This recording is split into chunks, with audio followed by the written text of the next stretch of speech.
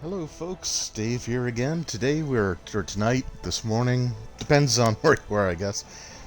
We are streaming some more Dragon Age Origins, just waiting for the attempts to connect to the server to go through, and now it's checking the DLC. I just want to make sure that all the DLC is still there. So we'll do that. But I hope everybody's week's gone well so far. I do regret that I missed Monday night stream, but just wasn't feeling 100%. I just felt like this headache and kind of migraine setting in, and it wasn't as bad as I thought it was going to be, but it was still enough that I just wasn't up for streaming that night. But we're here. Yeah, I know the servers are unavailable. Thank you. Looks like everything is there. Did I see Awakening? Okay, yeah, Awakening. Perfect, okay. It's just something I always have to check just to make sure. But yeah, so we are going to get right back into it here. And we're after the final treaty that we need in order to secure the army that we need to deal with the Blight. So let's make our way back to Orzammar. Oh, this ought to be good. This land is held in trust for the sovereign Dwarven kings. I cannot allow entry at this time. King Loghain demands the allegiance of the Desher, or lords or King Loghain, eh? In your assembly. I am his appointed messenger. I don't care if you're the king's wiper. Orzammar will have none but its own until our throne is settled. And then I'm just gonna walk in right here, and I'm just gonna say, yeah, None more I have a business. Your business will wait. Oh, it is. Orzammar must limit outside influence until the throne is settled. No one gets in. But I'm the Grey Warden. You won't get in talking about a king like that. Wait, look at me. You're the brand who dishonored the Proving.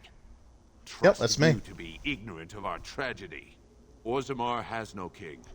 Endrin Idu can Dude, return I to was the stone exiled not to 3 the weeks surface. ago, sick over the loss of his sons. The Assembly has gone through a dozen votes without agreeing on a successor. If it is not settled soon, we risk a civil war.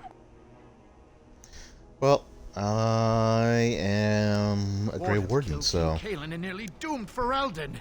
They're sworn enemies of King Loghain. Well, that is the Royal Seal. That means only the Assembly is authorized to address it. Grey Warden, you may pass. You're letting in a Take traitor? that, dude. And what was that you said? A filthy brand? In the name of King Loghain, I demand that you execute this stain on the honor of Ferelden.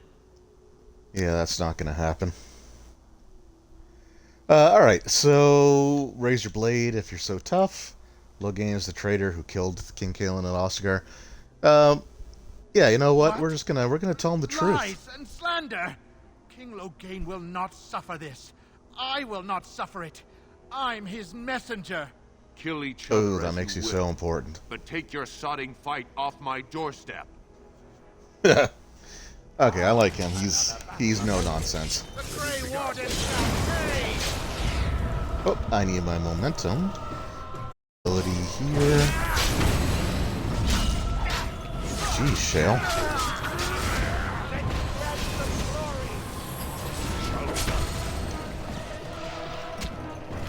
Yeah, no, I've had enough of Caelan's men and their nonsense. Not Caelan's men, sorry. Jeez, what was I thinking? Loghain's men. I like King Cailan, but Loghain's kind of a jerk. And did this guy drop anything? He sure did. Yeah, alright, so, like I said, I hope everybody's week has gone well. You've done me a service. That fool I'm just happy to be back and doing this. So I recorded, so last night I was recording I don't know what my review of the Alien Colonial Marines Operation Manual book, and the ring light that goes into my tripod broke. It's been kind of broken for a while, but I was able to, generally speaking, kind of like rig it up so that it would work. But last night I think was the last video that I'm gonna get out of that for for now. I might be able to get it to hold long enough to record another one. So I don't know what's going to happen on the YouTube channel until I can get that new ring light. Like an actual mount that will hold the camera. So I record with my phone because my phone has like the best camera that I have access to. So until I can get something that I can do with that, I might not be able to put any videos up for a little bit. We'll see what happens, how quickly I can replace it. A king, and a king who nominates his successor. None of it is carried in the blood. Or, as now, when someone tries using the assembly to pull a coup. Who's to say what my father said in his final hours, when the usurper Harimot was the only one by his side? I'll have you thrown in prison. You've bitten off more than you can chew! Handlers, separate these dashers in the diamond quarter. I will not have Balin incite a riot. Not speak that way about the man who should be king!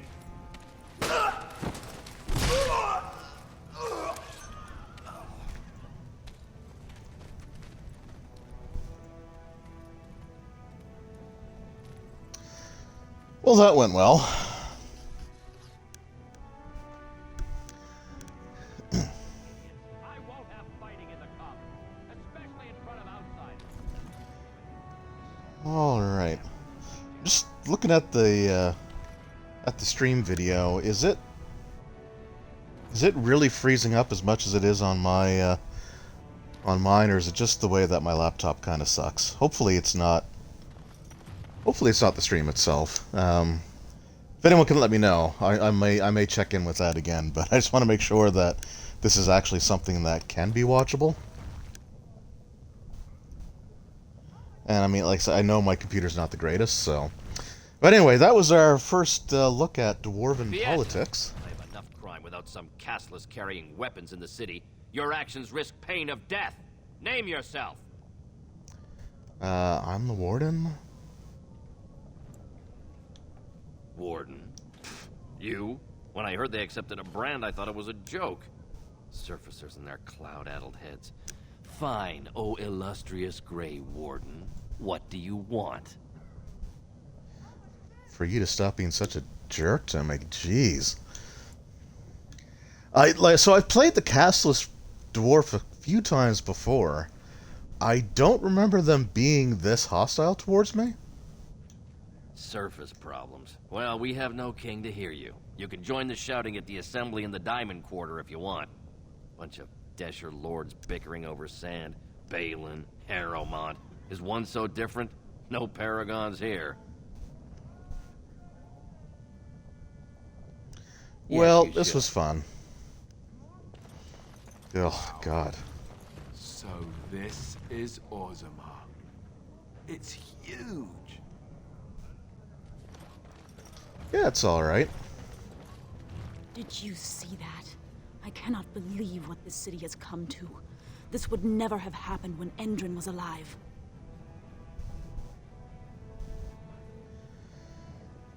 Yeah, so Endrin. So the backstory basically is that the previous king, one of his sons, I guess, was murdered, and the other was exiled or accused of the murder. And Balin is the only one of the three that's left, you know, suspiciously enough. So, yeah, that's Balin.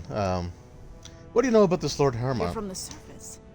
I thought with all your finery, but I suppose that. And if you play the The dwarven noble story, like if that's Lord your background, Harimot should be our then king. you're He was the King Endrin's the son that closest gets advisor, exiled. The only So one he could trust. Endrin himself, ancestors welcome him, asked the assembly to endorse Harimot. all right. Is Harimot qualified to rule? And a skilled general. King Endrin trusted him with his life, and I will do no less. You come All to right, sad later. town, stranger. I'm going home to wait it out. I suggest you do the same. Well, I can't. I'm here on official business, but yeah. So yeah. So that's basically what's happened. And then when the king died, he personally requested that Harimot be the one to succeed him, but Prince Balin has an equal claim to the throne as well, due to, like, blood connections and whatever. So now it's sort of descending into something of a civil war. So yeah, this is the stream where we're gonna get political. Greetings, and welcome to Garen Garrison's luxury goods shop. Wow, there are a lot of you. And I've never seen one of those before. The things they come up with. Yeah. What was I saying? So I like this guy as well. I think he's maybe, like, dwarves are generally unaffected by lyrium, but I don't think that's going to be the case for this guy. I have some lovely things here. Lyrium enhanced, of course. Yeah. All right. I think this guy actually does have some books. A book. The Golden Mirror. So that is a gift that I can give to Morrigan. So we're gonna.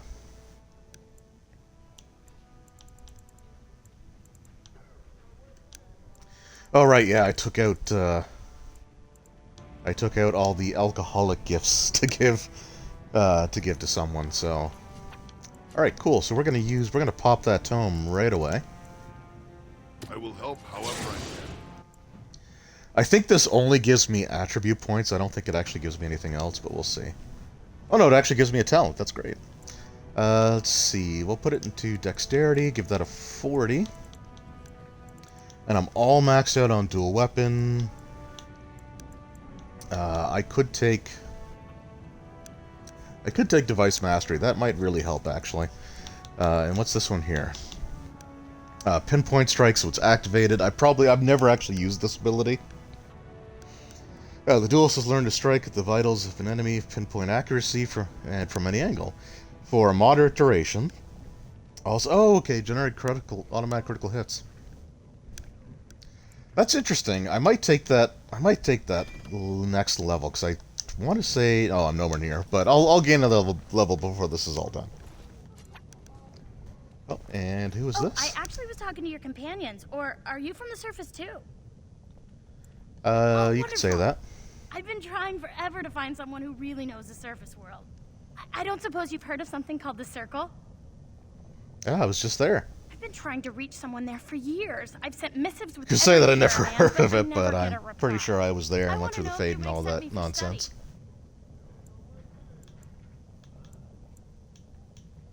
No dwarf has ever studied at the Circle of Magi.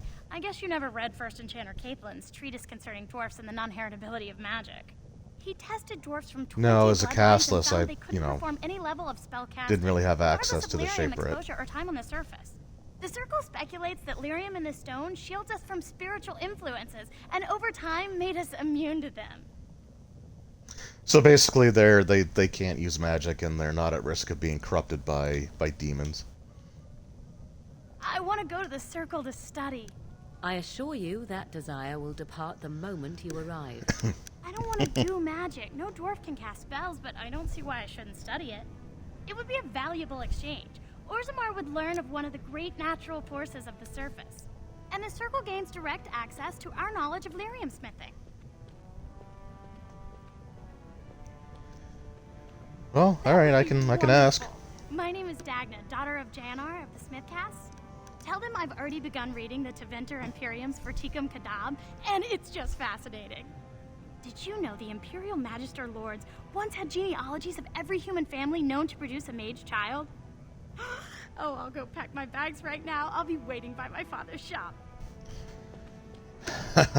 All right, so what's kind of interesting about this particular quest, so I have to go to the Circle of Magi.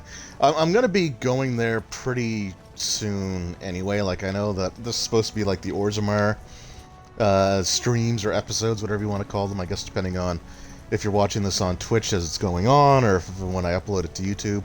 But I do need to go. There's a quest that I can get here to give me some money that I need to take to that also has me going back to the Circle of Magi, so I'm going to be doing that. That's probably like the first thing I'm going to try the here. Commons, and outfitted like a topsider, no less. Good. Let people see castless have a purpose. The more cracks in the old way, the better. That's what Balin stands for. Oh, good. More political ads. I'll take your gold. Yeah, let's just You're look at good your for shop.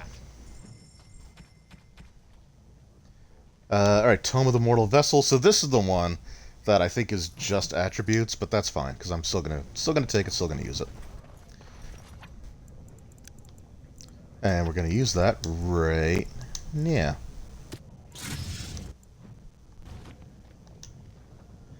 And we'll put that one, we'll pop that one actually into Constitution, just to... whoops.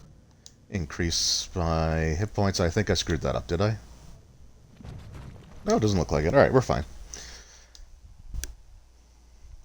Hello, Sword Talon. How's it going? Enjoying the Call of Cthulhu stuff so far? More enemies ahead! Oh, that was quick. Okay, I was actually expecting dialogue there, but we're good.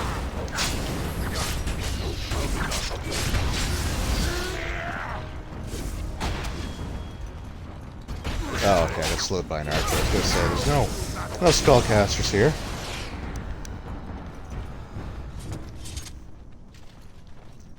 Alright, so that quest to go to the Circle of Magi comes from this guy right here. You? You don't look like any guardsman I ever saw, and that's not much of a uniform. Oh, you looking for a chance to bring in some coin? Could be I have that opportunity. Especially for someone with a few connections above ground. I'm listening. Kings, you know, they make these ridiculous laws. Like about who gets to buy and sell lyrium, the sacred gift the stone provides us to show her love. No law should regulate that. The laws are meant to keep mages away from the stuff, so there's always buyers in the Circle Tower. I got one man named Godwin. He's expecting a delivery of a stone's weight. You want an investment opportunity? I could see fit to, say, sell you Lyrium instead, at the reasonable price of 50 sovereigns. You can keep it, or, since you can travel freely from here, sell it to Godwin. Oh, do I still have 50 sovereigns? And if you bring back his return order, I could pay you, say, 20 sovereigns as a finder's fee. Alright, yeah, let's haggle him down. Very much so, Big Lever. Yeah, I'm a huge fan of Lovecraft as well. So, and the Call of Cthulhu game is the current edition of the role-playing game is pretty awesome. Just around the corner. I can't speak to other ones simply because I've never actually played any of the other editions, except for the D20 one from Wizards of the Coast, but that's not quite the same.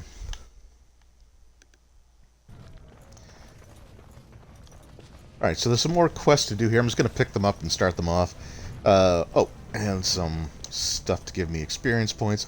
So this guy, essentially, he wants to try to open up a branch of the Chantry, which is the human religion, down here in Orzammar. Got Shadow over Providence coming in. So that must be one of the adventures, is it? I don't have any of the adventure books for 7th edition. I really want to get some of them, but I haven't had the opportunity to do so. The Maker brought forth this world and every creature in it. He chose a human woman as his prophet and bride, but he loves all races. I'm Brother Burkle of the Red Cliff Chantry, returned to my ancestors' land to spread the chant of light. Oh, I forgot to turn my fan off. You can't hear that, can you? On the microphone? And if you can, let me know and I'll turn it off. I'm petitioning to open a I just realized because it wasn't swelteringly hot in here. The Shaper controls changes in Orzammar's structure and society. I need the Shaper of Memory's permission to open a prayer meeting. Alright, well, we'll see what I can do. I hoped you'd say that. I can see the Maker's hand on your shoulder, guiding you always. Please, let me know as soon as you've heard anything.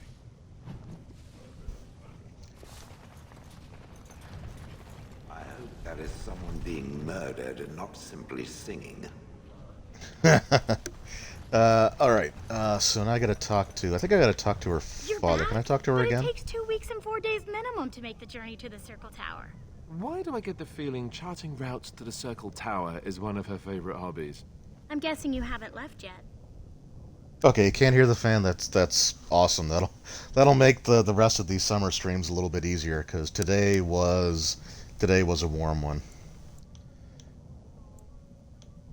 I'll be waiting. Okay, yeah. So I got to go to the circle first, and then.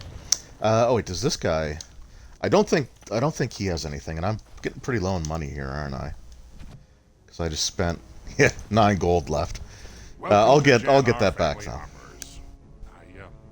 assume you have some kind of dispensation to let you wear all that. Okay. Many apologies. Come on, I had guys. to ask. So, what can I help you with? Of course. Keep in mind, we also take items on trade. Sure you do. So this is a merchant that we can actually reach a point where he won't deal with us anymore. It probably is not going to be difficult to figure out exactly how that's going to happen. Yeah, I just want to make sure... Whoa. Oh, it's just armor. Oh, wait, can I talk to him about his daughter? Here for armor or comfort? Has she been bothering you? It's a whiff of surface stink, and she's like a cave tick. Won't let go. Oh, good. Well, let me know if she does trouble you any. Okay, yeah, I don't want to say too much to him right now because he will essentially... I think he can actually talk or prevent her from going, so I don't want to mess around with that too much. And I know, like, this is supposed to be the Dragon Age stream, but just thinking of, like, the Call of Cthulhu... Like, I was running a Call of Cthulhu campaign for a little bit. But unfortunately, it was just... I just was trying to run too many things on the weekends, and I didn't want to start monopolizing my group's weekends or anything. So eventually, I had to pick and choose which ones I was going to keep running and which ones I had to let go. But I was really enjoying. Can I go to? Awesome. I was really enjoying the campaign that I was running. And I wish I had sort of gotten to the. Oh, this is different. It's not. Oh, okay. This must be the elves, right? Yeah. Yeah. Okay. Yeah. So, like I said, once you secure an army, you do eventually get one of these random encounters, or not so random encounters. Where you see like a group of them fighting. Nice decapitation. So the Call of Cthulhu game that I was running was actually set in the so generally, like, the Call of Cthulhu role-playing game is set in like 1920, like post World War I and everything like that. But there are certain things from around the start of that century that I'm just a huge fan. Oh, I don't want to say fan of, but it's like something that I like to research and stay on top of and stuff like that. So I set my my adventure in like the late 1911, and the player characters, like, there was this strange doorway that was unearthed in England that had like these very bizarre like runes and stuff carved into them, and had like the tentacle motif, and obviously like very Lovecraftian. And so the players had to go from America over to there to investigate because someone over there knew it was up the alley of an NPC that was a colleague or an acquaintance of all the players. So they went over, and it was a lot of fun. I never got them to do their return trip, but there was some foreshadowy stuff there that I'm not generally very high on my own writing or stuff like that, but I thought that stuff was really well written. I'll have to see if I can find it, if it's still on my computer. I hope it is, because I'm pretty sure it was this laptop that I had that I was running for it. I might, if I do, I might actually put it up on Facebook or something, just if people want to check it out. But I never finished it, so I think that was kind of the problem. Like I got to sort of like halfway through that first part of the story.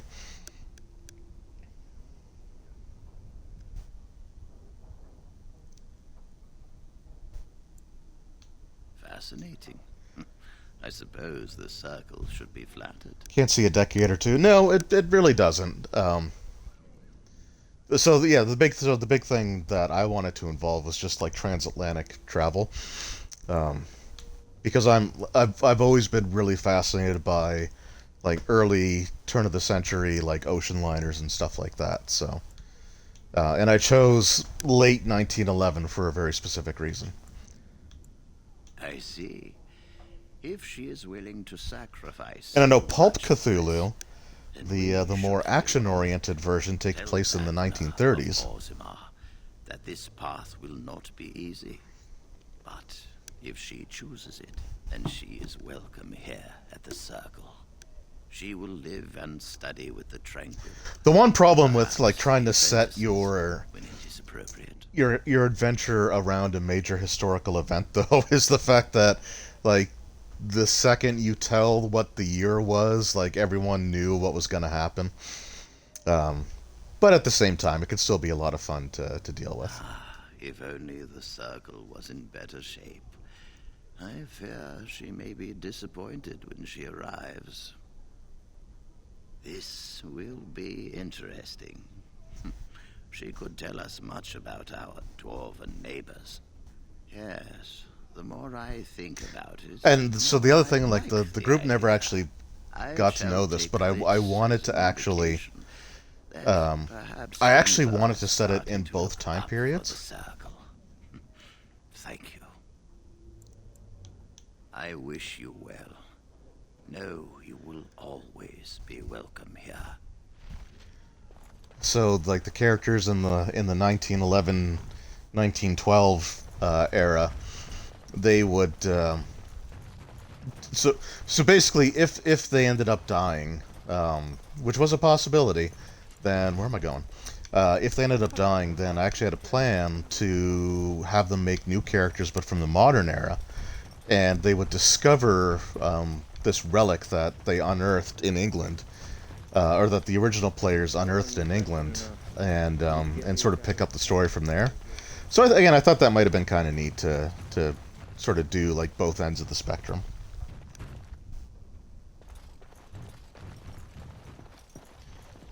Been doing a lot of research on different settings and times. Yeah. I mean, there's just so much you can do with it, right? And I think there's supposed to be a version of Call of Cthulhu. I forget what it is. Is it like Octane Cthulhu or something like that? Like not OCT, but like ATCH or something like that. That's set in the 1940s, 40s or 50s. I want to say it's like in the Atomic Age. I could be wrong, but yeah, like I said, just being a huge like historical buff for the early 1900s, I had to do something there.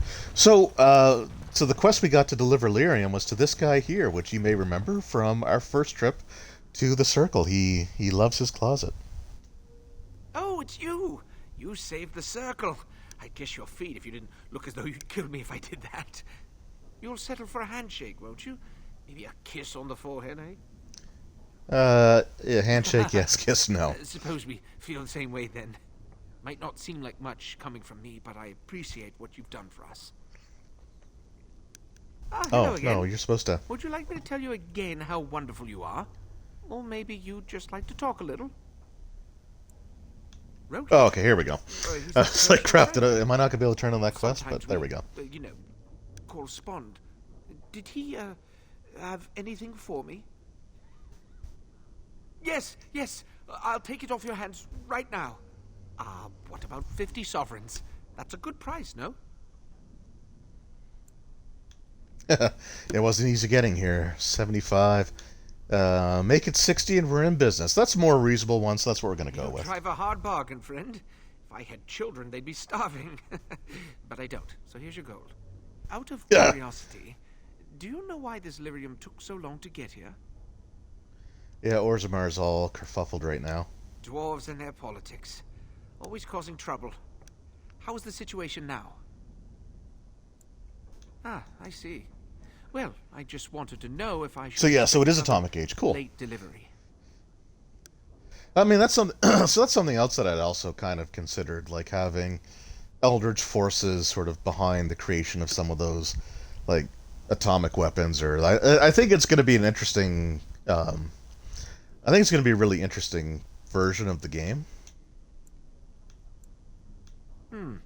I suppose you don't have much invested in our little operation. No So matter. when it comes out in print, I might try to pick that up.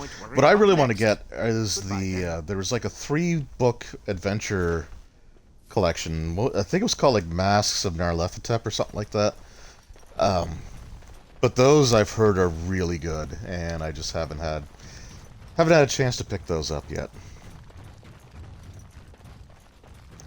I mean, like a lot of things, it's kind of hard to keep picking up stuff that I know I'm probably not going to get a chance to run. Oh, they have sci-fi in Old West as well. Actually, I think I heard of the sci-fi one. I don't know. It sounds familiar.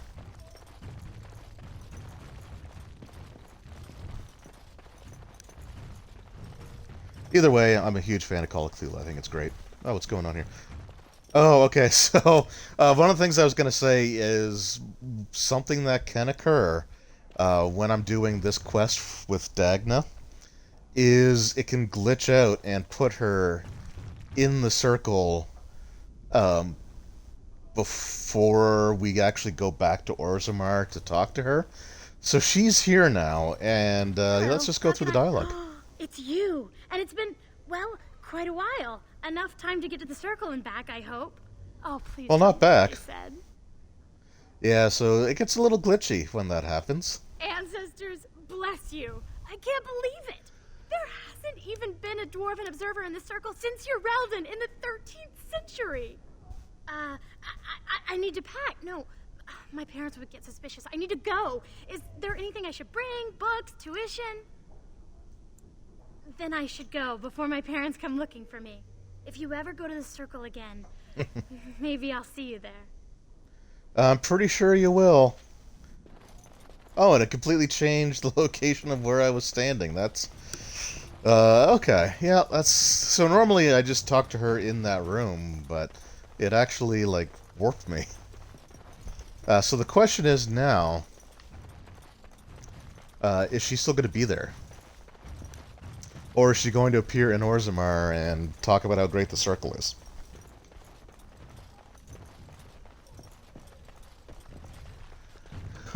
So she's not here. Anyway, yeah, so that's a little bug that can happen every once in a while. Is she in this one?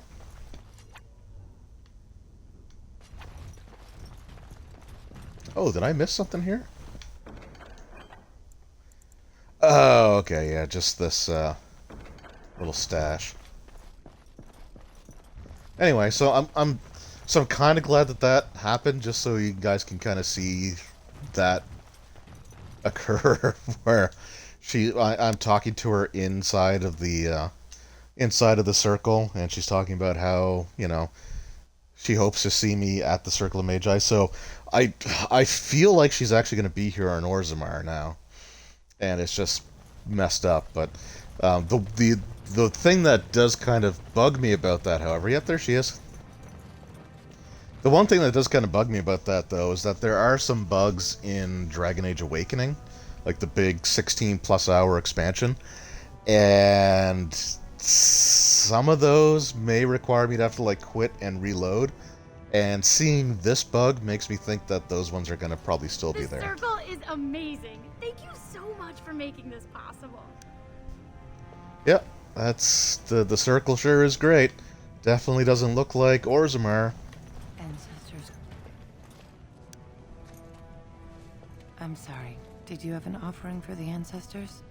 I can move aside. I don't have much to bring them. Okay, you have a quest. Widow of Turok of the Smith Don't pretend Cast. you didn't. I saw the I exclamation pray here point over every your day head. For my son, Ruck. I only wish I knew whether I should be asking for his safe return or for the ancestors to accept his soul. It was 5 years ago. He was only a youngster, He joined a Deep Roads excursion, the only smith to go with the warriors to repair their arms. He was so proud, but he got separated somehow. When they came home, he wasn't with them. I'll leave you with your grief. No, we're gonna be good. So yeah, we can run into Ruck later and discover what happened to him. A warden. So you could do it. Only wardens face the Deep Roads without a company backing them. Oh, thank you. The ancestors finally heed my prayers. Please, find me as soon as you return.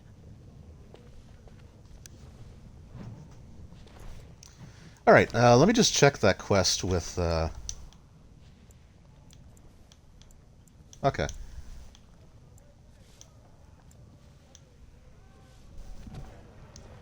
Okay, I just want to make sure that the quest actually did complete.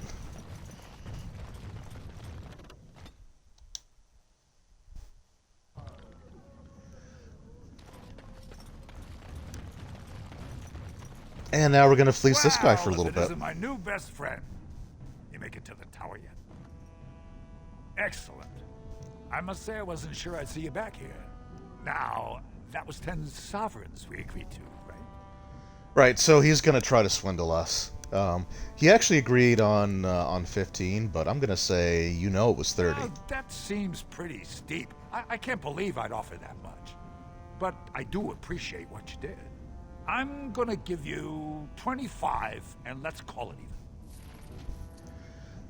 Alright, so Shale gained a level, and we actually came out ahead on the gold. So basically, like, you pay the 50, you're going to get the 50 back. I think that's like a minimum guarantee. So you do make the money back in return, but you can also play them because they're sure as hell going to try to play you. So now, we had 9 gold when we left Orzammar to head to the circle, and now we're up to 95. So I think we're doing pretty good. Oh, son of a gun. I forgot to get the weapon for the character that we're going to be picking up. That should be fine. He'll have one. It's at least I have the Juggernaut armor.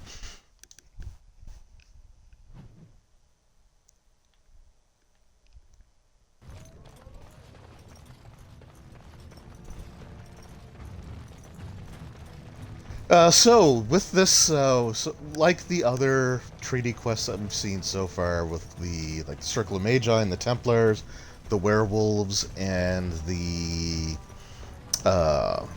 elves, this here, we have to choose between essentially the two people, like Lord Harimot or Prince Balin. I heard a Dwarven Grey Warden came to Orzammar, and I couldn't help but hope. Look at you. Oh yeah, my background NPC. And with quite the unusual entourage. Oh, this is going to make what I'm about to say next kind of awkward. Can you imagine? As of last month, I'm a royal concubine to House Iduken. They've moved Mother and me into the palace. You could fit our whole neighborhood just in the bathing room. I wish you could meet little Endrin, but they don't let me bring him outside the royal nursery. Oh, so she's got a Endrin was child. born right before his grandfather died. His grandfather, the king. Can you believe it? My son is an Iduken. The future king of Orzammar spends his nights in my bed. Barat was a toad. But I have to thank him for teaching me to read, dance, massage, and whatever else Balin sees in me.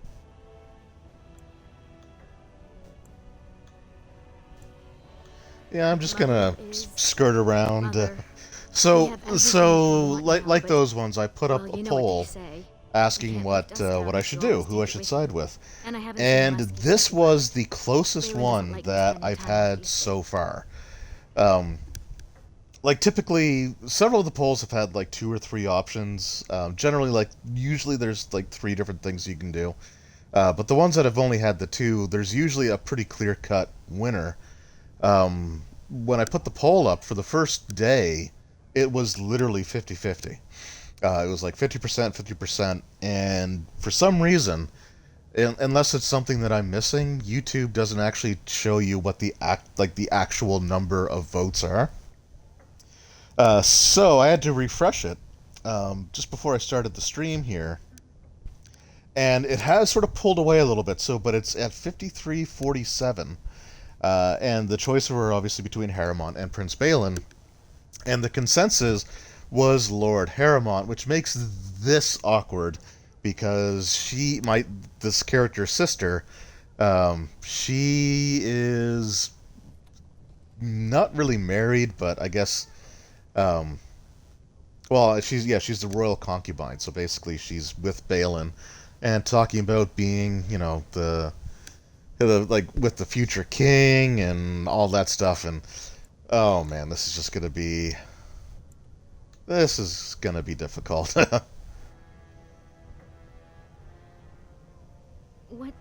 What about you? Has life been hard up there? All the news from the surface. Yeah, that's right. Sortown, you were the one that I remember you were seeing your message there that your vote brought it up to 50-50. So like I said, it pulled ahead a little bit. It's 53% for Harimont and 47%. Let me just actually refresh that once again, just in case, because I haven't committed to anything yet, and I almost forgot the poll altogether, so I was late putting it up. But let's see what we got here now. No, it's still 53-47. So Harimont will be the person that we go for. And I'm sure the Assembly would agree if they weren't busy arguing the secession. I hate this. Yeah. Until there's a king, the Assembly would let the world collapse rather than bow to anyone's better judgment. But I can introduce you to Vartek Gavorn. He's Balin's chief lieutenant. That's okay. He could help you if anyone could. Yeah, no. Yeah, I got some things to do. With the Assembly. I'll meet you there. He's more likely to listen if I introduce you. They say I'm Balin's favorite. Oh yeah, because he's got multiple concubine, which is really gross. But anyway, yeah, that's so that is awkward.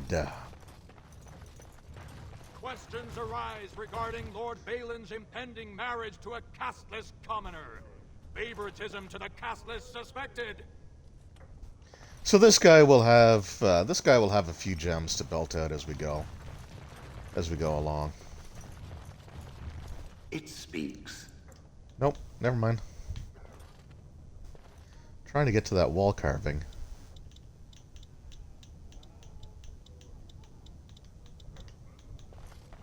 Come on. There we go. Because that's a codex entry, and it gives me... 2 more clans endorse Lord Balin as the Right. new king. So they're... I almost forgot. Is They're dueling and it town must criers. come quickly. For such a short Royal Palace. No, I'm looking for the... Oh god, what the hell do they call it? That's all. I've only heard it like several times. The Chamber... Yeah, Chamber of the Assembly. Grey Warden. I've heard a lot about you from Rika. I hear you seek the aid of Orzamar's finest. Yeah, but it can't be you because of the vote.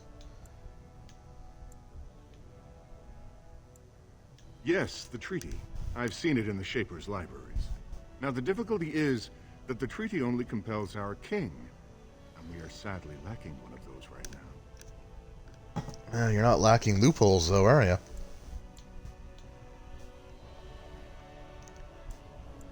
My prince is the rightful king, but a disappointing number of lords back the upstart Harimont for the throne. If you show your support for Prince Balin, he might be able to assist with your requests. Yeah, but I won't. That hurts worst of all. That Harimont would take advantage of the dying king's delirium to plant such poisonous suspicions against his own son. After that, you understand why Balin cannot trust the word of a stranger. However close to family that stranger might be. Okay, yeah, anyway.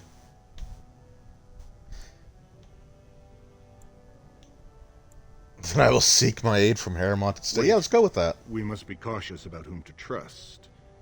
But perhaps we could find a way. Harimont No, we're is not. engaged We're not in going to find a campaign way. of bribery and coercion to ensure that every house serves him. But if a neutral party, a stranger, were to approach certain key members, You know, I have to perhaps admit, with after the irrefutable last, evidence of Harimot's deception, couple of years, I'm certain my Lord I'm Prince would just show not his really that into the whole politics stuff going on here. Don't expect. Anyway, just please leave me If my alone. prince hears you swore allegiance to his enemy, he won't be so friendly next time. I will be here. Yeah, if you change good your for mind. him.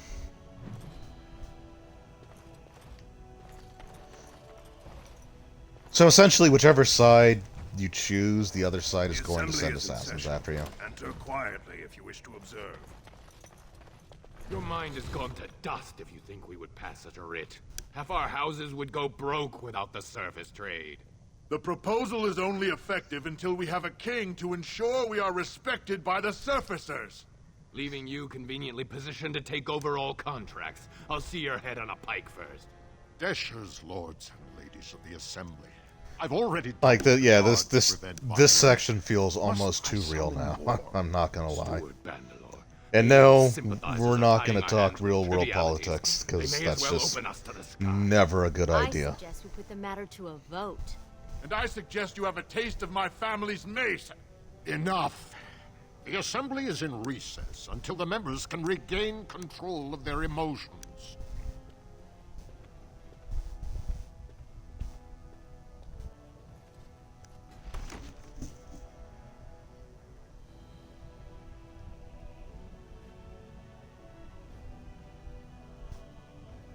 Okay, so I know I asked this before, but so I have the stream up on my laptop in order to like view the comments.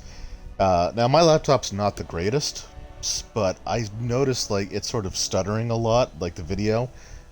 Is that happening for you guys as well, or is it just me? I'm hoping it's just me because that would make sense. My laptop's, like I said, it's not the greatest. Stone-forsaken fools and dusters. I'm sorry. This is the Assembly of the Clans. Only Deshers and occasional guests of state are allowed in. But I'm the Thane. I mean, the Warden. I am so exhausted. Did I say that already? I think I said that completely already. forgot about the message from the gate guard. Welcome back to Orzammar, Warden. A great deal has changed in recent days. Respect for your role is great, but you won't receive a proper hearing. Okay, until the stream's we good have for a you. clear Awesome. overthrow. That's good. It's just my computer. Then we're good. I must admit, Warden, I am at a loss myself. It lies with Prince Balin or Lord Harimot, and they are slow to trust anyone in these uncertain. Because like one of the things I've noticed is when I first started doing Twitch, which wasn't that long ago, I had the ability to adjust the video quality. So there was like whatever the source was, and then you could choose lower qualities of video, but I don't have that option anymore. So this it's the first time I've really noticed that. So, but I'm glad it's just my computer. That's good to know.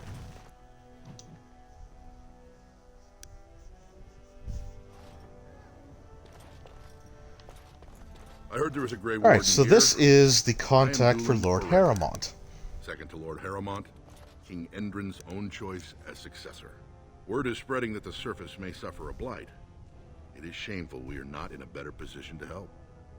It sure is. In an ordinary time, Lord Harimot would be honored to meet you. Unfortunately, So these already guys, like, so caught more both than one of parties are Balin's super spies approaching paranoid, Harimot under a pretense of friendship. which means I have So I'm to afraid I have to won't go be through able some to stuff take your to word. essentially If you want like to speak to prove where Harimot, my loyalties you'll are. need to prove he can trust you. How do I do It's a that? generous offer. If you mean it, you might attend the proving today. The Deshers take it very seriously. And unfortunately, Balin found some way to blackmail or intimidate House Harimot's best fighters into stepping down. All right, so you'd like to be an end of the proving in his It name? would certainly make your loyalties loud and clear. Balin would never work with anyone who humiliated him in that way. Harimot would have no fear of meeting with you then. Excellent. The arena is located off the Commons. Talk to the Proving Master and tell him you're entering. So it's Lord kind of Harimot's interesting. roster. The key fighters I we can't lost, remember. we It's go been a while, and right? fight. So I You can look for honestly them in the can't fighters' remember preparation chambers if behind the ring. if I refight everyone that I fought in the original proving back during my like origin story, like the background. There is no better place to hear gossip. But I know there's at least one or two.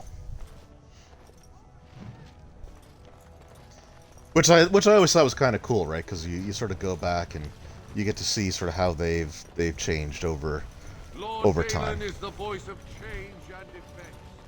Lord Harimot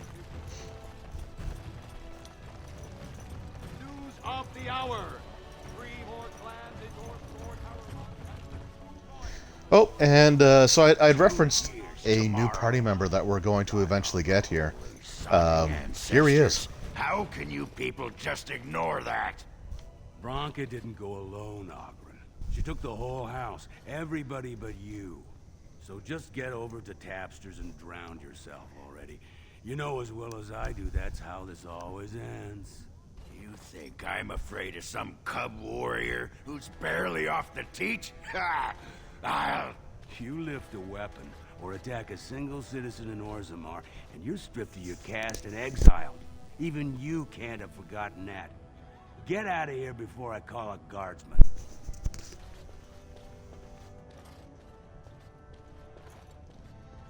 Yeah, I don't need to talk to you. But yeah, so this guy here is the one that we're gonna get, and this is where like you can kind of see how the game, like sort of progresses in terms of like keeping individuals or like the sections sort of in line with your level range. It's not quite like it doesn't scale like specifically per level.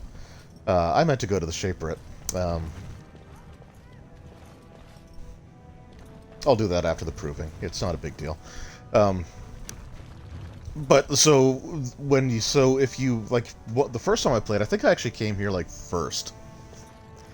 So like the equipment that Ogren had and stuff like that was way lower in terms of like how good it was. He was wearing like splint mail or something like that, or maybe heavy mail. If you come here second, again, his gear is upgraded a little bit, and the enemies kind of follow suit with that for the most part. I would say I think the High Dragon is kind of an exception to that one. But we actually did survive that, even though I was normally a little bit lower level than I typically would be there. Hearing rumors that a certain wine merchant is falling behind on his payments. I can't imagine what you mean. I pay my expenses. What about the expenses your good friend Jarvia incurs when providing your protection? It's not easy ensuring nothing bad happens, that no one decides to just burn everything in your store. My store! Please, I don't have much. Business isn't good. People are scared. Tell Jarvia I'll get her money. Jarvia's not happy with your promises, old man. Now let's go inside and see what you've been holding back. So there's a little protection racket going on. Now we can't just walk away and let, mind our own business. But we're not going to do that. This is all I have right now. I could get more if I sell something. Well, looks like we have a visitor. Friend of yours? Is there a problem here, friend? Are these men threatening you? Please, don't get involved with this. You don't know what they're like. Well, you fellas looking to get me killed. Allow me to make some introductions. These are dangerous times in order. Oh man, so I just went back and I know I had mentioned this in a previous stream. The Duralius and Associates. You're wearing some fancy I just went back and rewatched them. Like they're only like short little like animated clips from like 5-6 minutes. Some of them are a little bit longer, but from like 8 or 9 years ago. But I just went back and rewatched it, and I was laughing. It was so good. I love it. And what the sod do you know about? Hey, you're the Duster, the one who acts Barat. Jarvia's been looking for you, and I bet she'd rather deal with you herself. Enjoy yeah, but she got promoted because of me. Duster.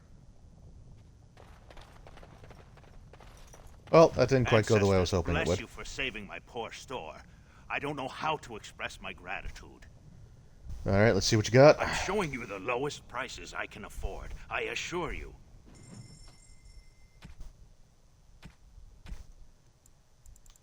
Do you have a book? You do not have a book. That kind of sucks. Remarkable Emerald, not too interested in that right now. I will take these, though, the health potions. And I'm surprised they don't have more lyrium potions, considering that dwarves trade in lyrium, but that's fine.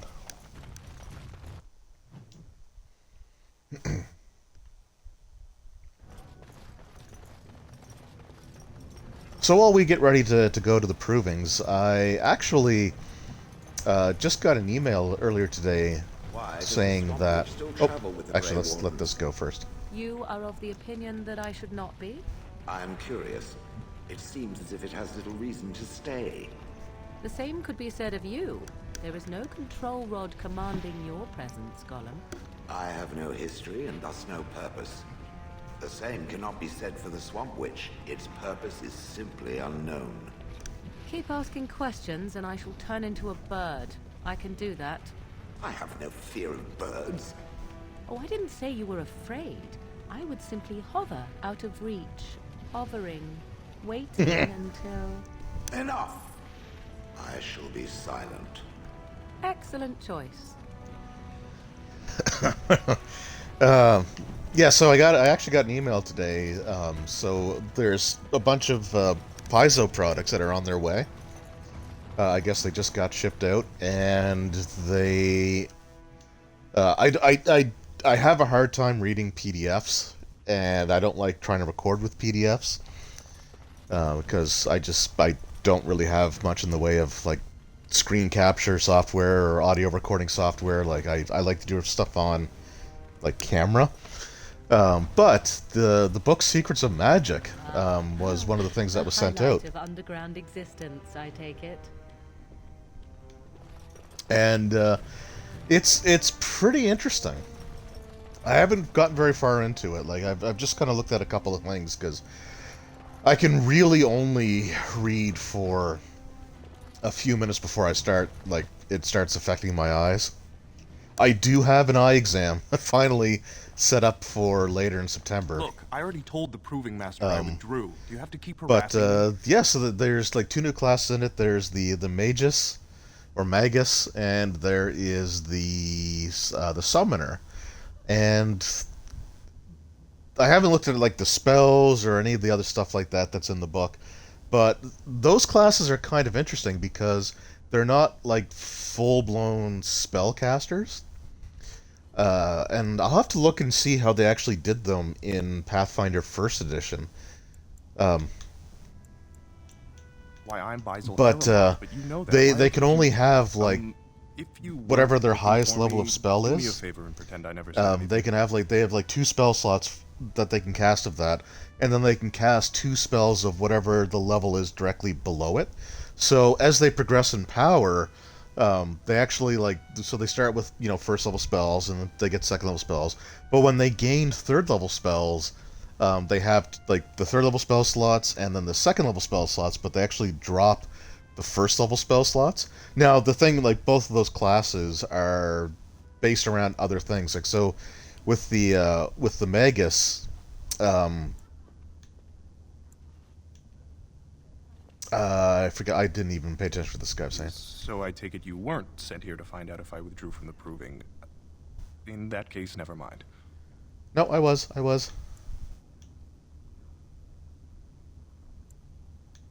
Look, it's just when I was younger, I had a thing with this. Yeah, so like the Magus is lesser cousin, nowhere near. It's kind of like the Eldritch family Knight wanted a her little marrying bit. So up, they have so they matched her with like a female. proficiency in light and medium armor, weapon proficiencies. So like their spell casting is only a small portion of what they do. Like they have some stuff that they have like sort of like magical abilities, and one of the cool things about the Magus is when they cast a spell, they get this. I forget the name of the ability now, but essentially, a little bit of the arcane energy is actually channeled into their attacks, and they get to deal extra damage if they had cast a spell, which I think was kind of neat. And then the summoner. So the summoner has an eidolon that they summon, and there's different types to choose from, but they actually are able to draw some magical powers from the eidolon, And the more powerful the Eidolon gets, it works the same way, right? Like, so they can only cast like their highest level of spell slot, and then the one directly below it. But I think they get more spells that they can actually cast, like a greater number of spell slots. But they're drawing it from their summoned creature, so it's neat. Like, I've never really seen. And there's a lot of RPGs that I've never seen, so I'm sure if it exists anywhere else, like, let me know. But I've personally never seen classes with spell access where they can only cast a limited range of spell levels, and like eventually, like lower level magic, they just stop being able to cast because they can only choose stuff that's higher level. It's I know I'm not explaining it very well, but it is kind of neat. And that was the only thing I really looked at in the classes so far, but I am looking forward to reading more of it.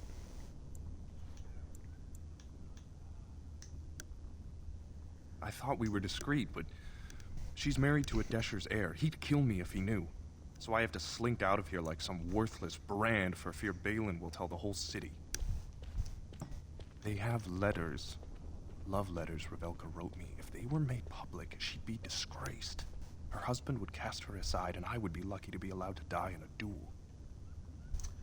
And like the layout of the book is actually really, really nice. So the early, like the first chapter has some stuff about like the different types of magic: arcane, divine, primal, and occult. But they're actually like done in the form of like, so like there's artwork on the page, but it looks like there's actually like a page from a journal that like that the stuff is written on, and it looks like someone's writing. So like the different types of magic, like the primal one, the lettering is a bit more like, I don't know how to thank you. That's so the arcane one. It looks more almost like cursive, and then the other ones are a little bit different. It's neat. Like, I really like the layout of the book, and the cover is different from what we've had so far from the Pathfinder books, it seems. So yeah, it's definitely going to be an interesting book once I can spend more than a few minutes reading it. But like I said, I do finally have an eye appointment booked. My wife had to go in for one, like a follow-up one.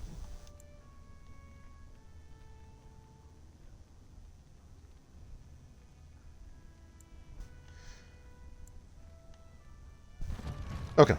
I was just trying to see what the quests were, make sure none of them were the ones for Balin. But yeah, so when she was down there, she asked if we could book an appointment for me, so they were going through the questions, right, like the typical questionnaire. And it's like, so when was the last time you've had an eye appointment? And I'm, pushing 40 now, which I kind of hate to say, but I am kind of pushing 40 now. And I've never had one before. Like, I've literally never had an eye exam. So it's like, that's super easy. Like, my last eye exam was never. So I'm interested to see what happens. I'm probably gonna need glasses, but that's fine. I really don't mind if that's the case. If it means that I can actually look at a computer screen and read text off it without immediately getting a headache, then I'm good. I am done. Anyway, we've picked the key. I used the key. So we got that incriminating evidence, so he's good to go now.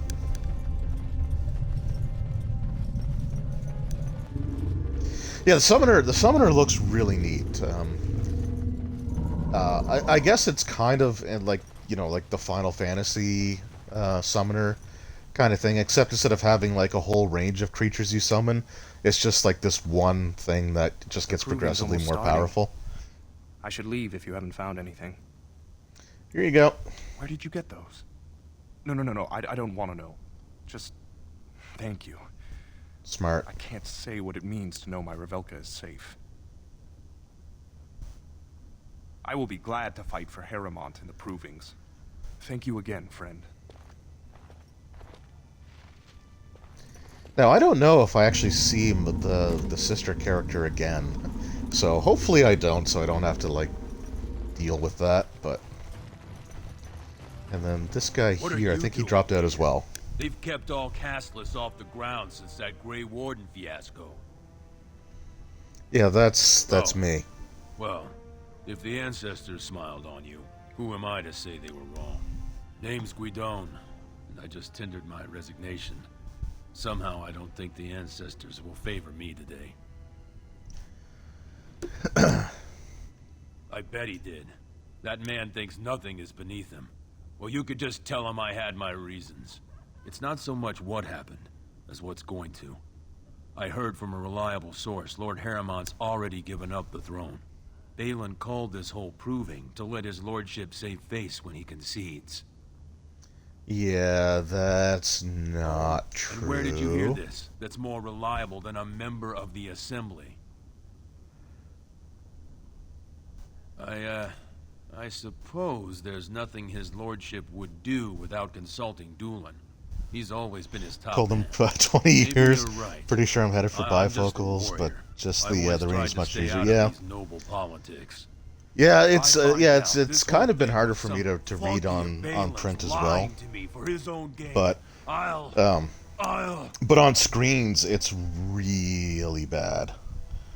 Like really bad. So if I've tried reading like text on a screen for, we'll say like 10-15 minutes, when I go to look away, all I can see are like these like smudgy, like just lines, like dark lines in my vision where the text was. It's rough. Maybe I will at that.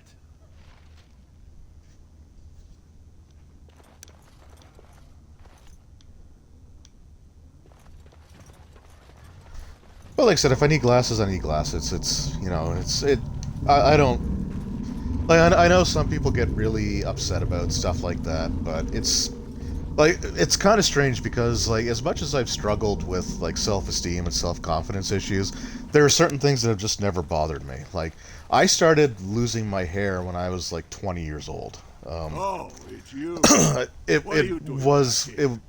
So I started developing the widow's peak when I was like 20, 21. By the time I was 27, it was starting to get noticeably thin on top, and it didn't bother me. Like, it's just like, all right, well, just get rid of it, right? If I go bald, I go bald. Like, that's not a big deal. And when I started developing gray, like, that doesn't bother me. Except when my nephew keeps feeling the need to point out, Being a warden isn't good keeps enough. pointing out that I've Now got you more have and to more work gray your hair way every time to he the sees me. highest ranks of society. Never mind. But yeah, it's just stuff like that's never bothered me. So, like, if I need glasses, Put you into then the schedule that's here. just the way it Now, is, and there a particular name you wish listed? then I'll be fine. I'll just call you Grey Warden then, and avoid us both some embarrassment. We actually have an opening in the first round. Are you ready to start? That's what I like to hear. I will warn you, though. This is your last chance to make preparations or meet the competition. Once the fight begins, Kids are great. Yeah, so whenever he does point them out, I just tell him that, like, he's responsible for them. And a sign of the ancestors' disfavor. Do you want to Just start, saying or that would you like some like, time? just, The fighters' dealing with you is quarters so are behind the stressful that's why I've got the gray hair. I'm not going down without a fight. Go down to the ring then. I'll be right there. This is a glory proving, fought under the eyes of the paragons of Orzammar to honor the memory of King Endrin. First up is Suwern of the warrior caste. Many of you remember when Suwern made history as a lad of 12 by defeating his own father in this very ring. Today, I really wish I could remember the full roster from that first fight. opposing him in Lord Harimot's name is a member of the famed Grey Wardens. In the name of House Aituken and our future King Balin. First warrior to fall is vanquished. One looks gray on the temples until I showed the underside. Yeah, that's where it started for me too. But it has progressively spread. But like I said, I don't mind. I actually kind of like the way it looks. So. It's never bothered me. That was an exciting start, Warden. I think when I saw like the first one, it's like, oh come on, like I wasn't even 30 yet. It's like, do you really need to do that too? But it just like, it is what it is. Excellent. Let us go. This is a glory proving, fought under the eyes of the paragons of Orzammar to honor the memory of King Endrin. This round, Harimot's champion takes on the notorious duo, the warrior cast Wonder Twin Twins. Terrors, now fighting for Prince Balin, Biaja and Lukjan. May the stone honor When you fall. Sure, may the dirt taste good when I First feed it to warrior you. fall is vanquished. Fight! Enemies approaching. Shall be done. So this ought to be pretty easy. A little whirlwind. I'm gonna wait. Actually, let's just use this one. There we go. It's all there, just more silver than you'd know. Yeah, I wish so I can't say the same about that. Yeah, it's like, so for me it started when I was in my very, like, just 2021. Which kind of sucks. I used to have, like, really long hair, actually. It was, like, halfway down my back, and I really loved having long hair. But when it started getting thin on the top, it's like, it just, you know, like, I mean, like, I'm 6'1", right? So I'm taller than most of my friends, so it's not like they would necessarily notice, but at the same time, it's just like, I don't think bald, like a thinning top of your head, looks that good with long hair. So I just made the decision one day. A friend of mine had a pair of clippers. I was gonna say shears, but, like, you know, just like a hair trimmer sort of thing. So I was just like, can I borrow that? And he said, yep, and just buzzed it down to nothing, jumped in the shower, and for a while I was shaving my head, but I just don't have the patience for that anymore. So I just have my own trimmer now, and I just, like, have it at the lowest setting and just buzz it that way. Let us go. Harimot grade 17. So when I was in high school, we had a guidance counselor one year, and she was in her early 20s, but she went completely gray. Like the entire hair, like all of her hair, was completely gray. She said by like the time she was 15, 16. It looked good. I mean, you know, it looked good on her, to be honest. By cutting out her own tongue. Oh, so here we go. So this one I know we fought before. So it was before she completed her vows. She still had her tongue, but she couldn't speak. Is self-mutilation supposed to frighten me? Fall is vanquished. Fight! Enemies approaching. And whirlwind. And done. The winner is the Grey Warden! Harimot will be pleased, Warden. The Silent Sister support was a great boost for Balin. Are you ready for your next opponent? Excellent. Let's do it. Let us go. This is a glory proving, fought under the eyes of the paragons of Orzammar to honor the memory of King Endrin. This round is paired combat. Just as Kiachet fought as King Bloodlik II, defending our empire, so have dwarves always fought alongside a second. Master of all weapons, prisoner of none, Wojciech Ivo has never won the same Okay, way so twice. yeah, I think the next fight What will is he like do a full today, party. Lords and ladies? And will it win the day for Prince Balin? But for this fight, I'm just Grey gonna fight Warden, myself. Choose your second, for you face Wojciech Ivo and Valans.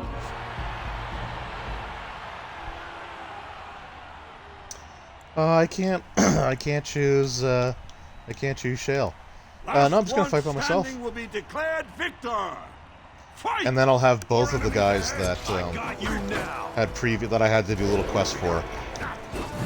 I'll have them fight with me for the last fight. Well, that guy's an assassin.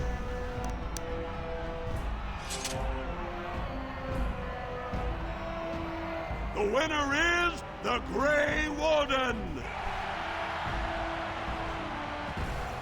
Wojak Ivo is one of the best this arena has seen. Yeah, again, this is my second time kicking butt and approving. Are you ready for your next opponent? Yep. Excellent. Let us go. Yeah, so this should be like full party This combat. is a glory proving. Fought under the eyes of the Paragons of Orzammar to honor the memory of King Endrin. Only 2 warriors remain. Fighting for his royal cousin Balin, Jotun Iduken has led his team to triumph over every unit so far. Oh, it's about to change. Challenging him on behalf of Lord Harimot, the Grey Warden has risen from nothing to stand at the competition summit. Each will lead For the second time. unit of 4 soldiers to see once and for all whom the ancestors favor. I still have that assassin's mark on me. Rome will never leave House Iduken.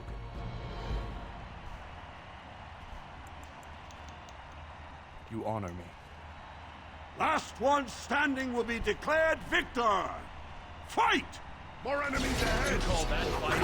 My grandmother hit hard. Yeah, wow. I literally don't. I literally don't recharge or drop the assassin mark. That's funny. Yeah. So I recorded the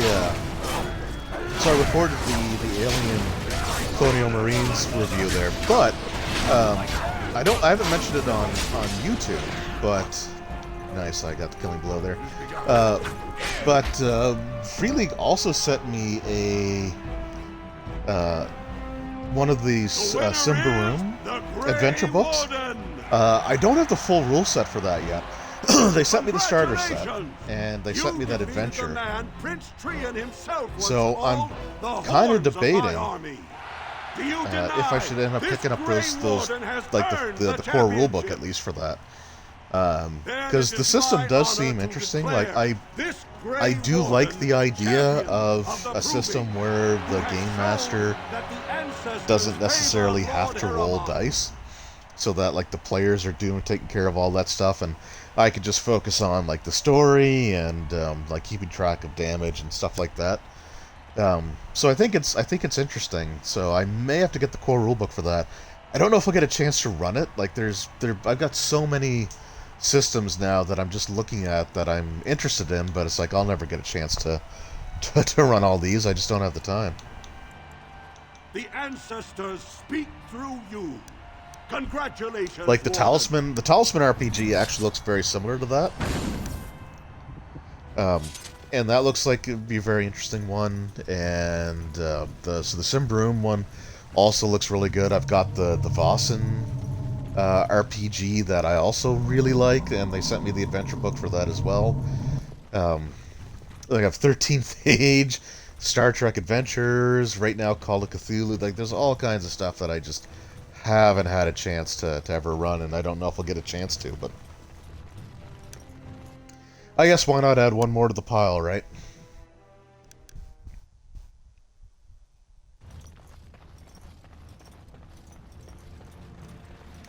Alright, let's see what the conversation is this time around. Whenever we cross this bridge.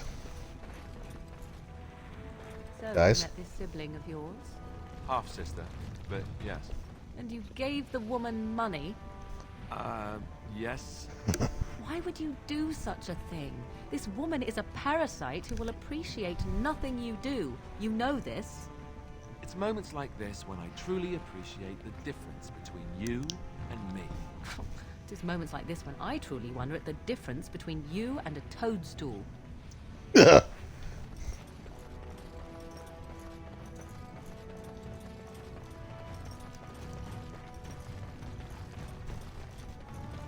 So I guess while we're talking about like systems that we're probably not going to get a chance to run, I guess I want to see what other people's opinions on the subject are.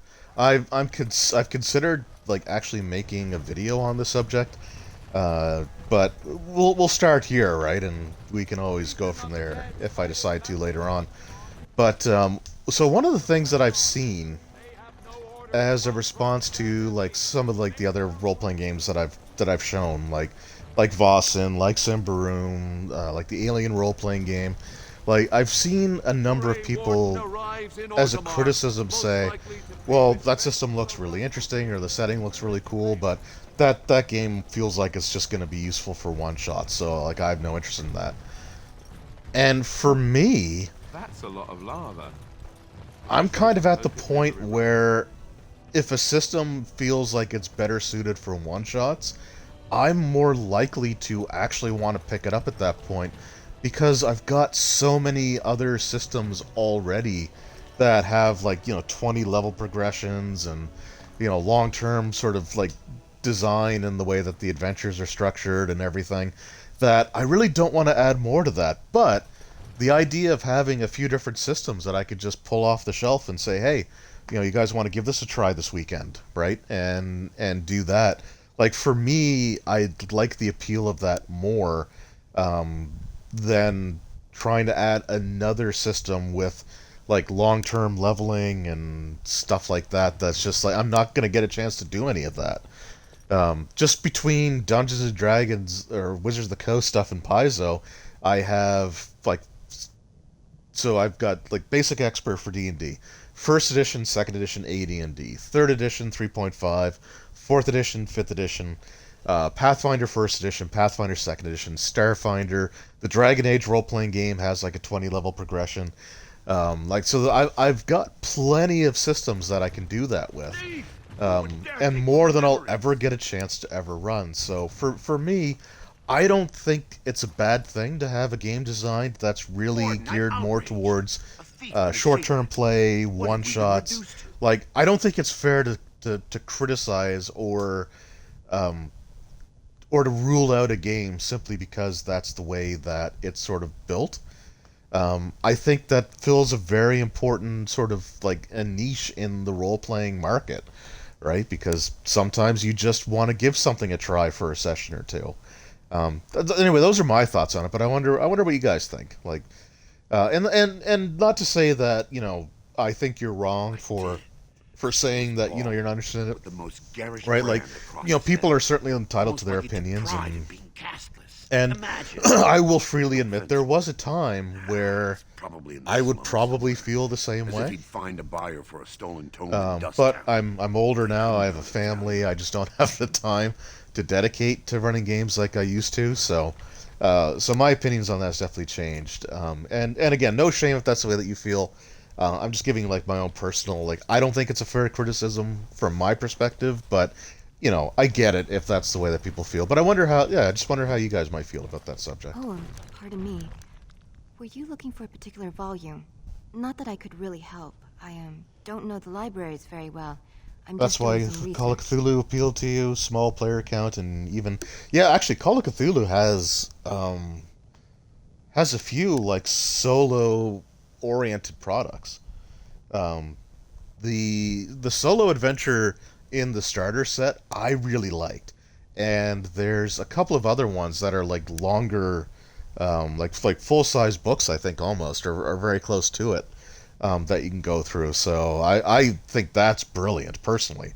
And if more of the stuff that I have looking for something about the had Tide. that sort of It was kind lost of during like the those last adventures flight. built There into it, aren't many records left. then that would be even They better. were a noble house once, descended from the Paragon Orton, who composed the grand epic of the Seven Brothers and the Ortonic Symphony. My mother's family believes they were descended from Kalana Orton, who was training in Orzammar when the Tig fell. I'm even named for the house, Orta. Unfortunately, any records would be buried in the Tig's ruins. I've heard that somewhere player in the characters deep in Call of roads. Cthulhu are... Yeah, so... that's the thing. So, before the pandemic, I don't know why I'm having so much difficulty trying to get words out today. But before the pandemic, I was running some Call of Cthulhu at my local game store. And most of the players were used to, like, D&D, Pathfinder, Starfinder, So they were used to being like heroes, right? Like they were used to having extraordinary abilities and, you know, like just all this sort of stuff. And when it came to Call of Cthulhu, it's like, no, Call of Cthulhu, you're kind of a normal person. Like you're an average person that's kind of thrust into some really bad situations. And that could prove I'm a noble. If you could. So, like with Call of Cthulhu, you don't want to get into fights. Like if you're running into combat after combat after combat, then you screwed up, right? Because it is a very lethal system. Because again, you're a normal everyday human being, right? You're not this, you know, paragon of abilities. Like you're not a knight, you're not a fighter, you're not like this superhero type character. You're literally like you're a librarian, a historian, you know, stuff like that. So it can get really bad. And for some of the players that again were used to like the D&D style games and expecting their player characters to kind of always have that feel to them, you could tell it was a bit of a transition for them. They enjoyed it. Like they had fun. Like they liked the system. They liked sort of the differences. But it when they were confronted with a potential sort of combat situation, the one player that I was kind of expecting to decided to just like charge right into battle. And it's like, that's, you know, I warned you about that, and it did not end well. When I last walked this hall, Endrin was king and Orzammar was at peace. Alone against. So I think the one in the starter set's called Alone Against the Flame. I apologize, Warden. I should. And the other two that I've seen were like Alone Against the Dark, or it's either the Dark or Alone Against the Darkness. And then I think there's another one like Alone Against the Cold or something like that. Those are ones I'd like to try out as well, because I think they'd be a lot of fun. But yeah, they're solo, right? So it's just you. You don't need a group. You can just sort of pick it up, and it's like the multiple choice thing. The different options that you have to go to may depend on some of your dice rolls. It's a really well done solo style of play, in the starter set at least. So I'm sure the other books are up to that same quality. The Shaperit guards Orzammar's knowledge. We have preserved in Lyrium all of the records of Dwarven history. The memories record all. They are how we know. Alone Against the Tide? Okay. I thought there was one that was based around Cold, but I could be wrong. I've been wrong a million times before, so it's certainly not outside the realm of possibility. That is an odd request. Have you grown so fond of the Surfacer's ways in your brief absence? I thought so. This is not the first time he's made this plea. My answer to Brother Burkle hasn't changed. So I ask you the same. On what basis would you have me insult the ancestors and overturn 2,000 years of tradition?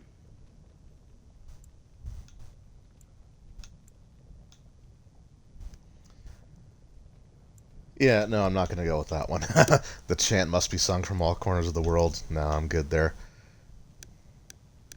The Chantry's charities could greatly aid Orzammar. Let's try that one. What do you mean?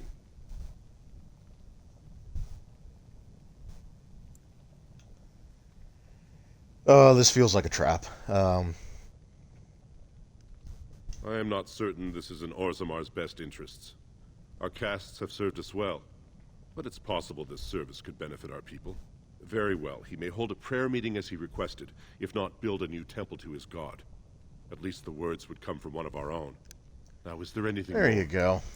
No, we're record good. this conversation in the memories. I hope I do not come to regret it. Well, we'll see how that plays out when we get to the ending "Where Are They Now" section of the game.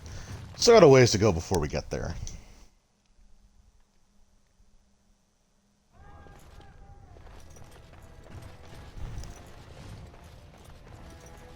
I've also been looking a lot at Star Trek Adventures recently. Like, I really want to get a chance to run that. It looks like such a fun game. Again, it's one of those things that it's probably better suited for like one-shots, because I mean Star Trek is episodic, right? So it'd be, it works well as like an episodic role-playing game where you can just pick the characters up every once in a while and have them go on a new mission. But that's one I really want to run. I'm also hoping that the actual Dragon Age RPG streams, I'm hoping that they start up again soon. Like I'm not like trying to push or anything, but one of the players had something that it kind of took him out for, he said, about a month. He just wasn't going to be able to make any games, and with a small group, like I want everyone to be able to be a part of it, right?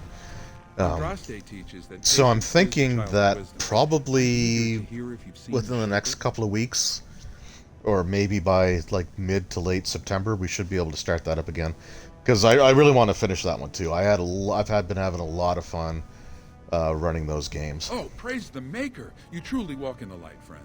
And I think the Dragon Age system is fantastic as well. I know I've mentioned that a few times, but it's like the Age system in general, I think, is a really great system to serve as sort of like an introduction to role-playing games. Now, like D&D 5th edition is also a pretty decent one. Like it's a very sort of simplified, streamlined rule set that's easy to grasp, easy to teach, right? But the Age system, I feel like the Age system has a lower barrier to entry because it just uses 6-sided dice, and so many things come with 6-sided dice that most people that have never played a single tabletop RPG will probably have like a dozen or more D6s just in their home somewhere. So, like, I think it's kind of a smart way to make a system to have it only rely on that one die type that everyone's familiar with, right? Lord Harimot is I need to go to House Harimot, which I already walked past. So let's go back here. Oh no, I don't go here yet. I go to the tavern. I was in the right place before I thought I wasn't. We'll get there.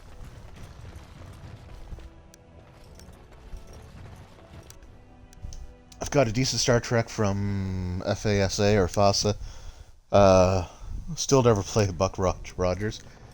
So actually, one of the interesting things about the Star Trek Adventures is, I guess, several prominent people from the FASA, or from like that have written previous editions of Star Trek RPGs, were actually involved in Star Trek Adventures. So I thought that was actually really cool to see. D6 can definitely use people, and yeah, it can for sure. Like I find that's one of the most difficult things for people to sort of grasp, is like just the different dice types, especially like the differences between the D10 and the D8.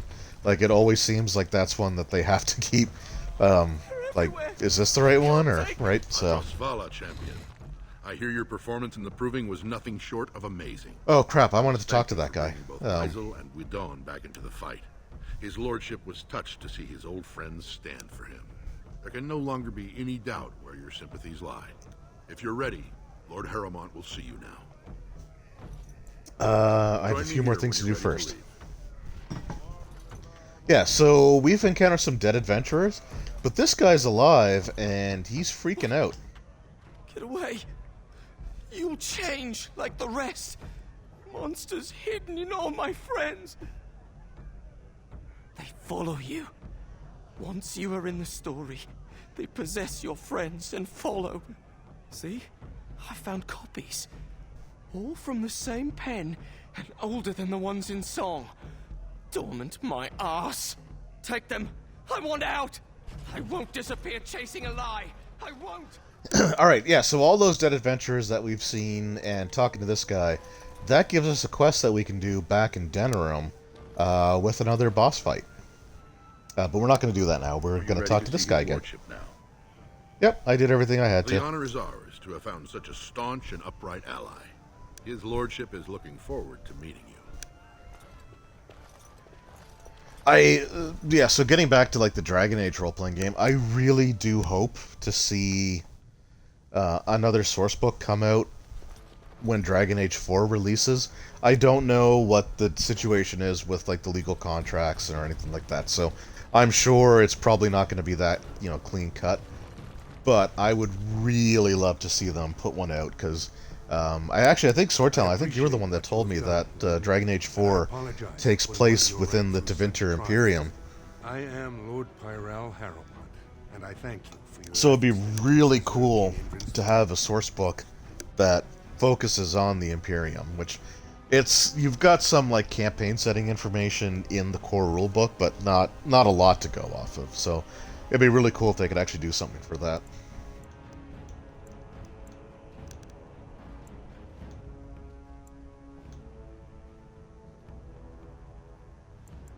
You may not know the story, but Balin is actually the youngest of three.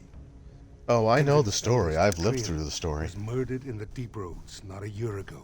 His middle son was found standing over the body and was exiled. But I've always found it suspicious that Balin knew just where to look.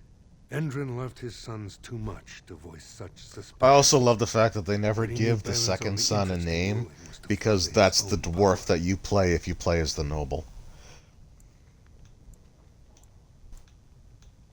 For us, the Darkspawn are a constant menace, so a blight may not elicit the same urgency you are used to.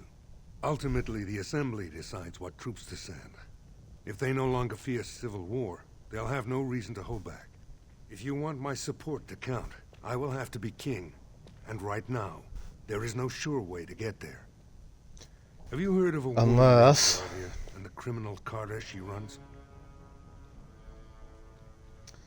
Yeah, you could say we have some history. The many ways the castless hide from authorities in Dust Town. I hoped you might still have old contacts who could help dig out Jarvia.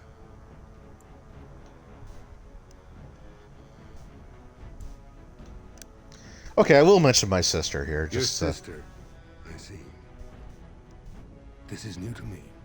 What happens to her is more House Iduken's concern than my own. But I promise no harm will come to her by my doing. Oh man, I hope I didn't spoil your background. Crap, I feel terrible now. Disregard everything I said then? I was just joking? Look for Jarvia in Dust Town. Do whatever it takes to see that justice is served. Oh man, I'm so sorry. I didn't mean to spoil that for you.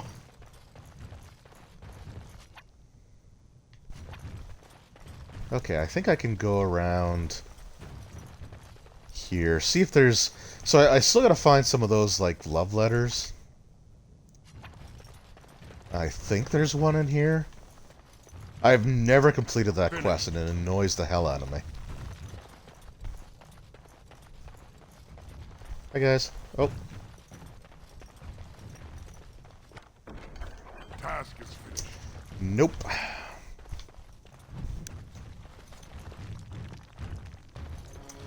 Oh, a letter from King Indrin to Lord Harimot. It's probably important, but, yeah. Yeah, well, I mean, hopefully you do. Yeah, I shouldn't have said anything. Like I said, I feel bad. I hate spoiling things for people. So, yeah, there you go.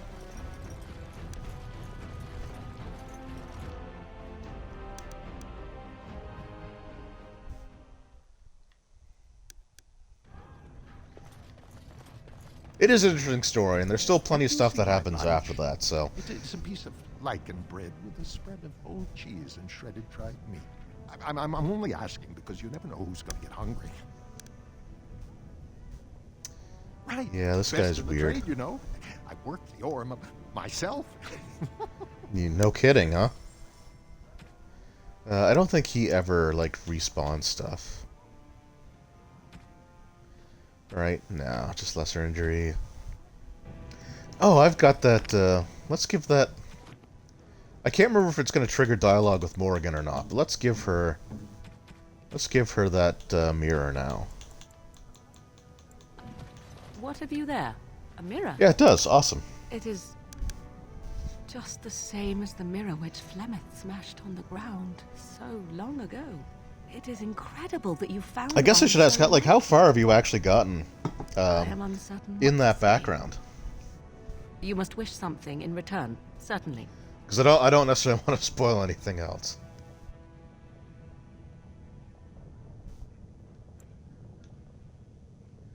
Alright, let's keep flirting with Morrigan here. I have never received a gift. Not one that did not also come with a price attached. Perhaps there is a price to pay yet, hmm? If so, 'tis deserved. Thank you. Truly. Nice. Alright. Yes, let's go take care of Jarvia.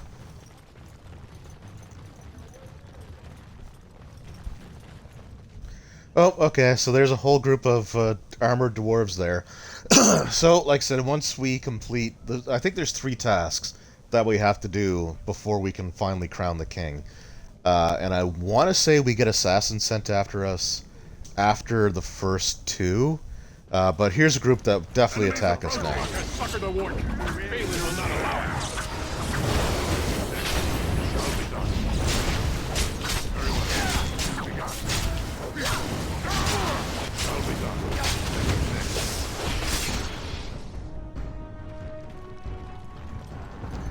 Alright, better luck next time, guys.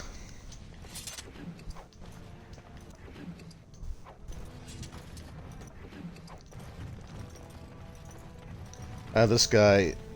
I think I could still buy from him, but he's gonna be... I want that surface wealth coming back to us, Balin's ascension willing. Oh, okay. I'll take your gold. Alright, so I'm gonna keep the Diamond Maul. Because when I do get Ogren, he is going to be like a...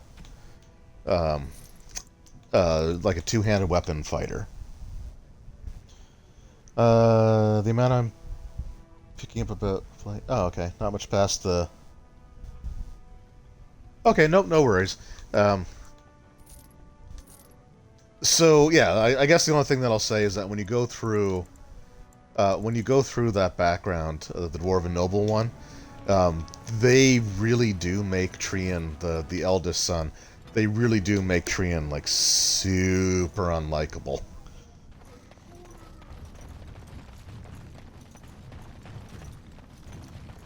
And what's this here? Oh, another shop. Wait, can I actually buy stuff from you? We got nothing to buy for the likes of you. Or maybe you wanted to sell. Of course. Man, everybody's so nice.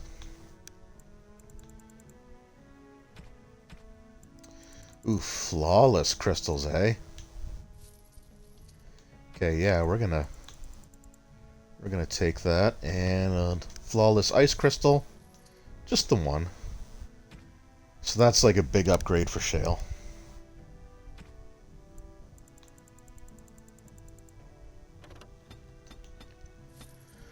I think I still need a bunch of toxin extracts. Alright, cool. Shale, you're getting an upgrade, buddy. If I press the right buttons. Okay, so right now he's got a large flawed fire crystal. So the flawless lightning crystal increases the armor by almost 6 points. And then gives +3 to dexterity, resistance to electricity. Chance to... yeah, that's just so much better. And then the small flawless ice crystal. The damage isn't that well increased. It does take away from the con, which kind of sucks. That might not actually be that much better. Well, what's the attitude? Yeah, I like, it doesn't matter where I go in Orzammar, as a Castus dwarf, just everyone's a prick to me. No, we're still gonna give up to him. We're still giving it to him. How much gear am I carrying? Alright, I got plenty of space. I shouldn't have any issues. Well, well, well. The Brand Warden comes home. What do you think you'll find down here? Open arms? I don't know, maybe a dirty, rotten Is thief? that so? What makes you think anyone here would turn me, I mean, this person in? You've Yeah, walked into that's a sodding clever. fight, Warden, and I've already passed your stupid tome along. Too bad for you. We are not alone. Yeah, well, I hope all that trash talk was worth it.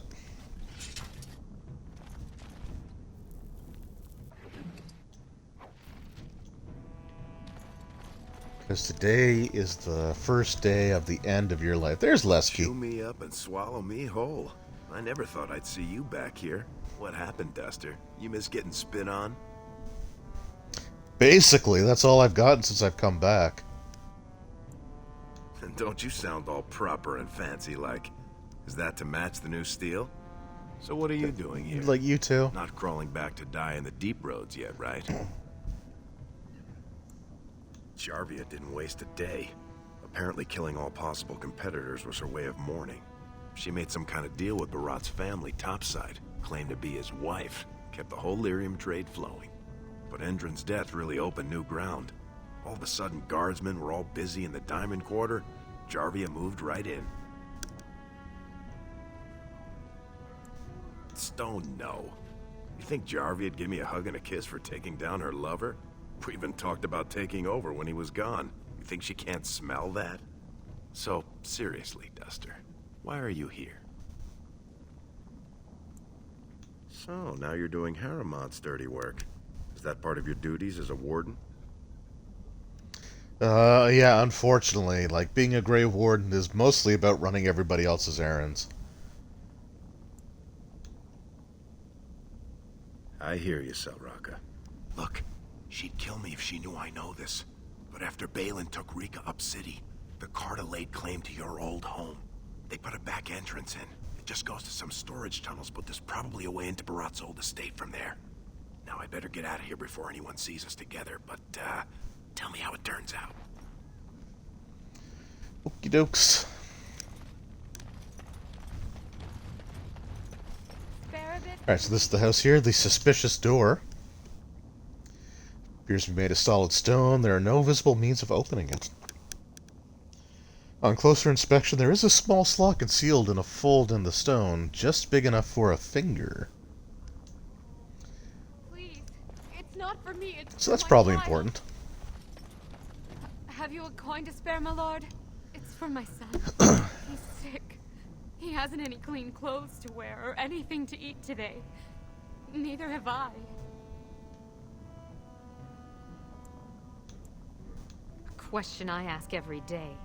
He was eager enough for a daughter who would bring him into the mining caste. But since the boy was born, I've not seen nose or heel of the lout. And me alone on the street, forbidden to return to my family unless I... But no, I can't bear to even think of it. Think of what? My son's father is casteless, as is he. I used to be a miner, but my parents stripped my caste and refused to accept me back. Unless I agree to abandon the child in the deep roads and pretend I never bore him. So I want to say that like part of the lore with the Dwarven caste is if people from different castes have a child together, that child is considered to be part of the caste that like their same-sex parent is from. So her having a son and the father being casteless is why the child is considered casteless. It's super messed up anyway, but yeah. Oh, I think she explains it here. In Orzammar, lineage is traced through the child's same-sex parent. Yeah, okay, I guess Had I my didn't baby have to been a explain girl, that, because she I would could have been a just minor selected like the me. dialogue. But as a boy, my son is considered tainted forever by his father's seed. I cannot abandon my baby. The Shapers teach that only children of true lineage exist, not those born casteless. But they never carry Yeah, a child. the He cries like dwarves in any other this infant world are... and smiles when he's warm I don't and know. full. I can't kill him because of an accident of birth, an accident I forced on him. Well, that's fair. I don't like the fact that you can persuade her to do it. You I'm would just do gonna that? talk to your family. But why? Because I'm a good person. Then I cannot offer enough gratitude. But I warn you, my father is a stiff-necked man. His name is Ordell, and he's usually at Tapster's in the evening. I do not think he will listen to you. But I will wait anxiously to see if you can do what you promise. Okay. Well, we're gonna do that now.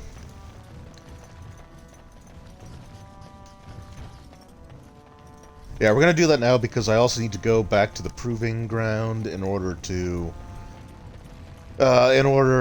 track down the person that stole that book. I just want to turn all those quests in like now, as much as I can. So I'm gonna go into the bar on the way back, but we'll deal with that one first.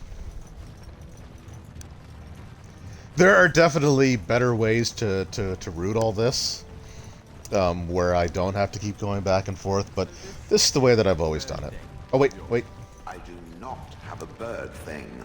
I have an extremely justified rage of the flying vermin that plague this world.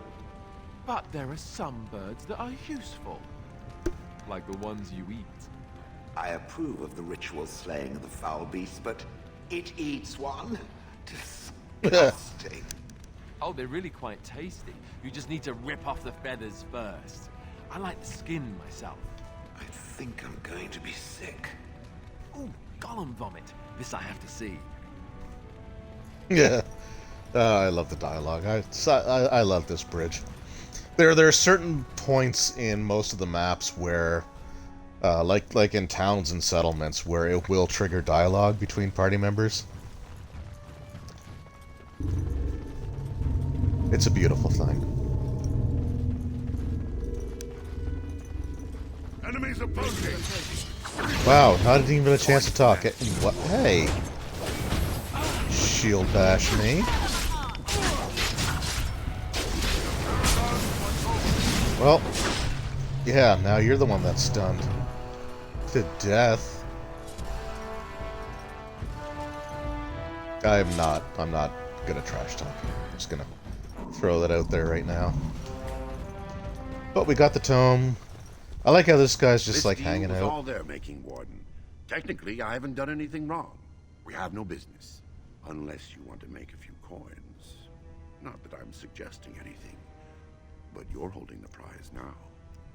Yeah, no.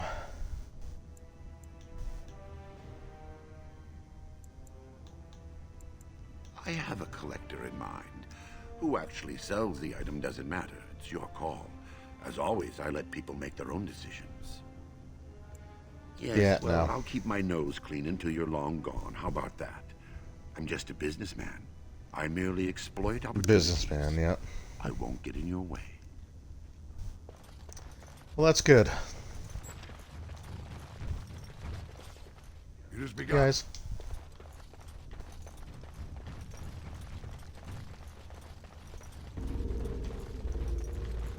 You know, I don't think I've ever actually sold the book to him. Come to think of it. As many times as I've played this game, and as many times as I've tried to set out to make different decisions, I don't think I've ever actually sold that book to him. And I'm not going to now, because I've already said no to him. Let's see if we trigger another little conversation here.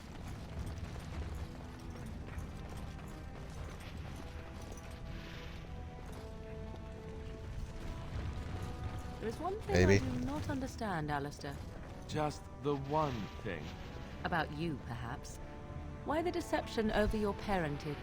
I'd figure you'd be the sort who knows all about deception. I do.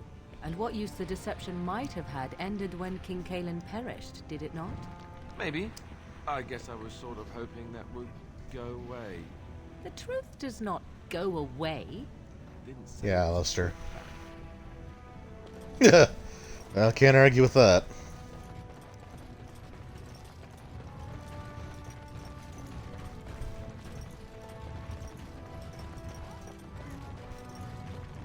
Alright, yeah, so I think what we're going to do with today's stream, we're going to go through, we're going to finish the stuff with Jaravia, and so the third one is going to have us going into the deep roads, So once we sort of enter the deep roads, I think that's where we're going to end it for tonight's stream. But so we're getting there. Still got a little ways to go, though.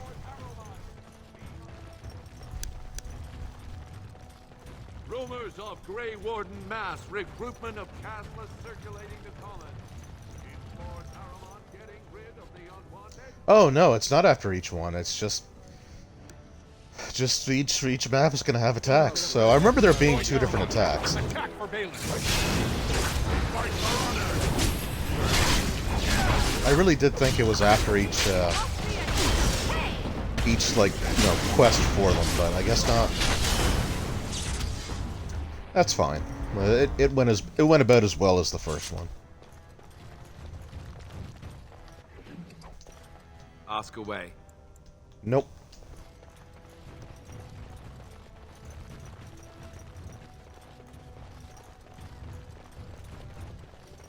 I guess that's technically one thing I don't have to worry about when I get to Dragon Age 2, because you can't really talk to your teammates unless you're at certain, like, specific locations, so I guess I'll never have to worry about accidentally starting a dialogue. You have my gratitude.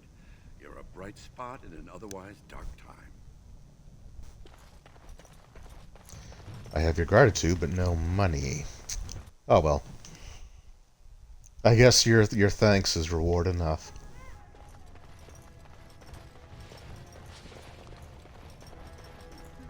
Oh, I haven't been listening to the criers either. I probably should have done that.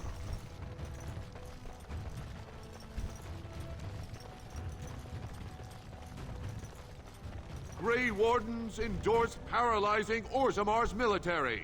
Lord Balin issues clear edict questioning their dedication to victory. Yeah, you know, like I said, there's just so many uncomfortable parallels to real-world events that... Lord Harimot endorsed by the Honorable Grey Wardens. Lord Balin furious. Like, right now, I just personally cannot enjoy this section the way that I used to. It's just, like I said, just a little too real. I don't think I'm going to pay attention to the criers anymore, actually. I was going to, like, you know, showcase the different things they say as you go through, but man, I just don't feel like doing that right now.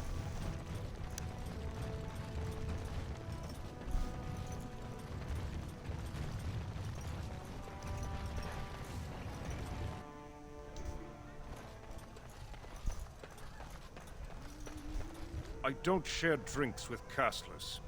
Yes, of course you don't. I have no daughter. Could be you met a castless whore claiming she was once mine. Come on, man. You think she'd die just to keep that thing? She knows what she has to do to come home. I never wanted her gone. Just the little cur. Can't she see she'd have a better life if she got rid of it?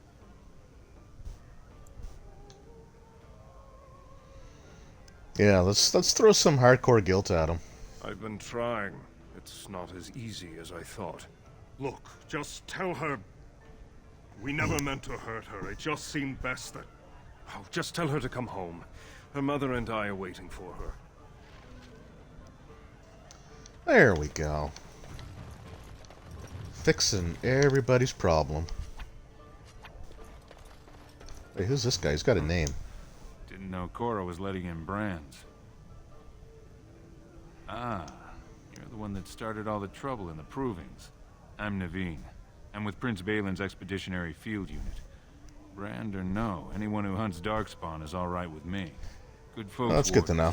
I was in the deep roads when that one came by. What was his name? Dukan, Dunka, something like that. I met him, sure. Good man. Solid. He knows what we go through in the deep roads. Not many do. Not even the ones who live this close. You have to be on the front lines. I go where I'm sent, fight when I'm there, and leave politics where it belongs.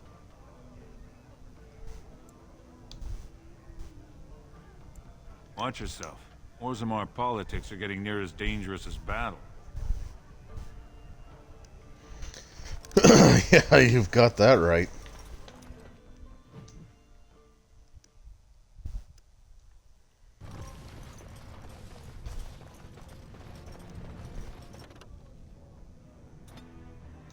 Gather my party. Were they not? Oh, whatever.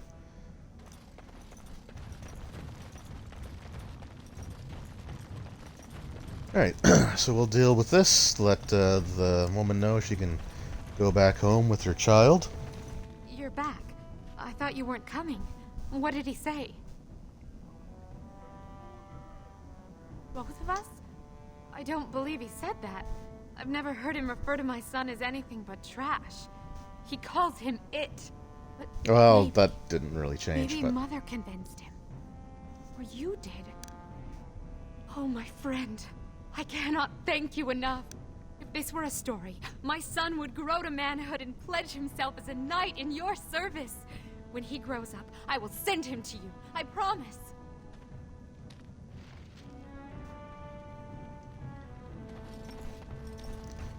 Alright, so now we gotta figure out how to get back into our old house. But it looks like we got some people around here that might be willing to talk. Well, look at that.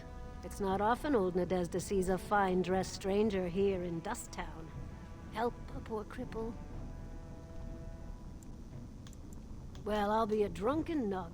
You're Rika's little brother. You used to work for Barat before you jaunted off to be a Grey Warden. What in the dust are you doing here? Grey Warden stuff. Won't be easy. She's gotten real careful since Barat died. Real paranoid. She's got Carta members all carrying these fingerbone tokens. She scratches some mark into them so she'll know they came from her. There's doors to her base all over the city, but only one is ever open at a time. And if you show up without a token, you'd never know it was there. Well, I need one of these tokens. The Carta members keep them real tight. But that's worth something, right? Maybe just a little. Alright, here you go. I'll think of you when I go to bed with a full stomach. I bet you will. Well, here's a building that we can go into. I wonder if this will be somehow connected. Here. Jarvia said you were looking for trouble. Congratulations. You found it. Yeah, we're the ones in trouble, right? Don't kill me! Sonny ancestors! What do they teach you on the surface? You fight like a bleeding archdemon. I was just doing what Lesky asked. Said Jarvia gave the word to make sure you never left. Lesky, that son of a... The base is below the city. You can get to it through the wall of the third house on this row. Put this token through the slot, and it'll open. Will you let me go now? Really? Oh, thank you. You're a good person. Yeah, I know. The ancestors have shown their favor. Bless you. Yeah, so the dwarves don't have a religion the same way that like the elves or the humans do. They literally believe that the souls of their ancestors, essentially, like when a dwarf dies, their spirit is reabsorbed into the stone, and they believe that like those spirits watch over you and guide you. So they kind of become the religion. That's interesting. Like the dwarven caste system is brutal, but I do kind of like their belief structure in regards to their ancestors and the stone and the paragons.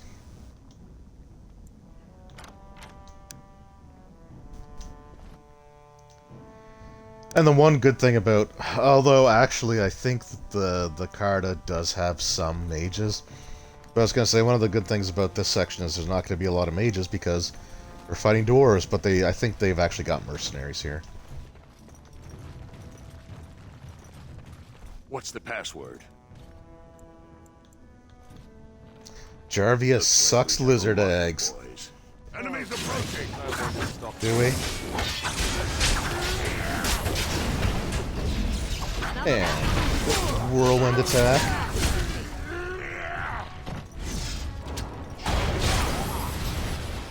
I suppose that could have been worse.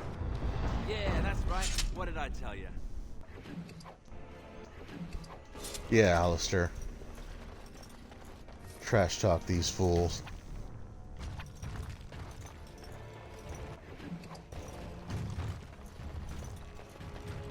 Alright, what do we got here? Nothing else we gotta worry about. So this section does have a little, like, treasure stash puzzle thing that you can do.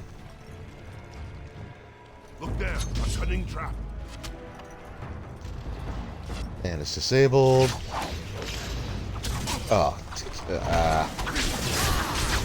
Whoops, that's not the one I meant to do, but that's fine. And then we'll follow that up with a whirlwind. Kill 2 of them, that's pretty good. Okay, I don't like the fact that all these thieves are hitting me with my own stuff. I don't approve of that. Alright. Thugs.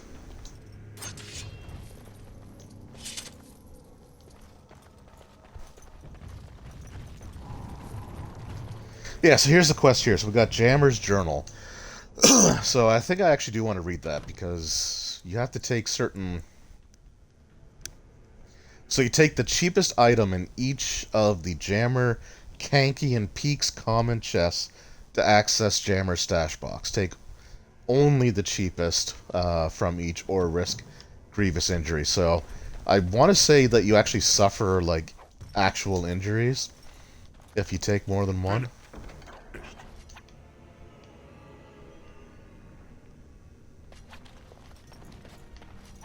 But none of those chests are here, so that's good to know. Busy area, oh yeah. Yeah, there's a there's a lot of thieves in this here guild. It's like, didn't they see? Oh, there's a mercenary. So yeah, I was right. They are definitely going to have.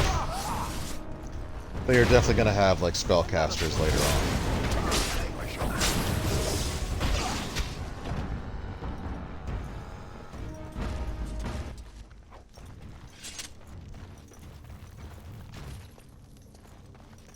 Card of Thug, this Canary. I am done.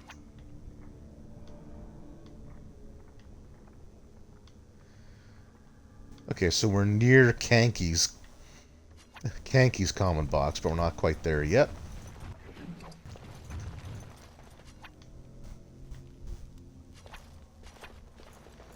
Alright, let's move on, shall we?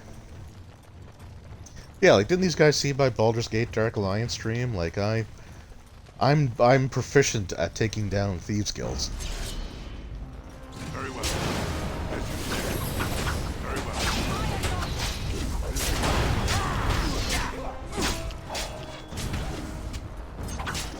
And it's just stabby stabs.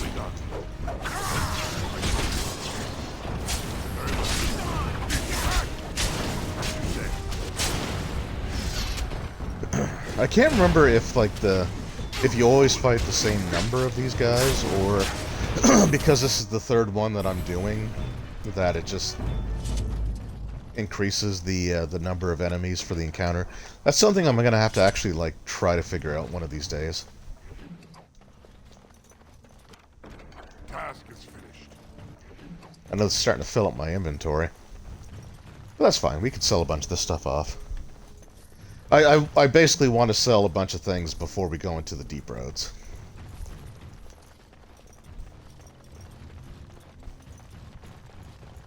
More enemies ahead! Oh, and there's that mage. Don't misdirection hex, don't misdirection hex, don't misdirection hex. Wrong one. Okay, thank goodness. Nope, don't. Okay, don't. Yeah. I got a little nervous when I got stunned there for a second, because that's just such an annoying ability. Alright, so there's Kanky's box. Common box.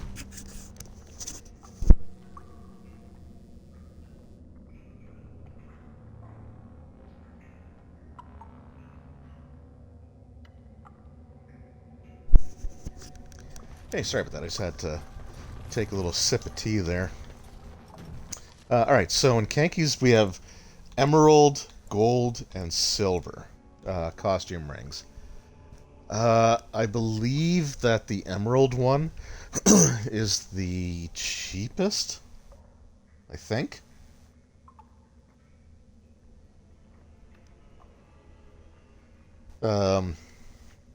Just give me a second here. I do want to make. It's been a while since I've done this.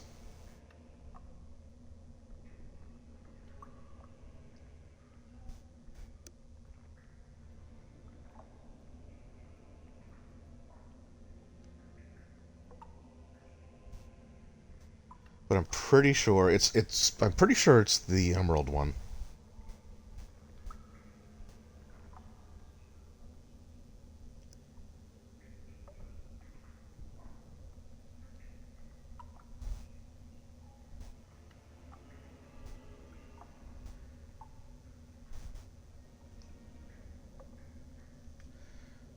But so I have to be kind of careful because I don't want to take the wrong one. Okay, I'm glad I actually looked that up.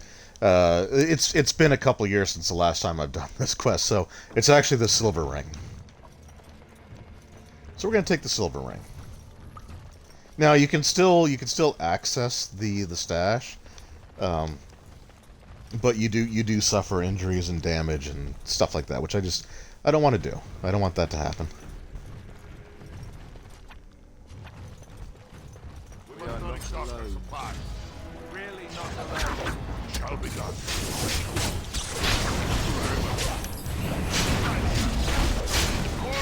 At least there's no, like, spinning disintegration eyeball traps that I have to run around, or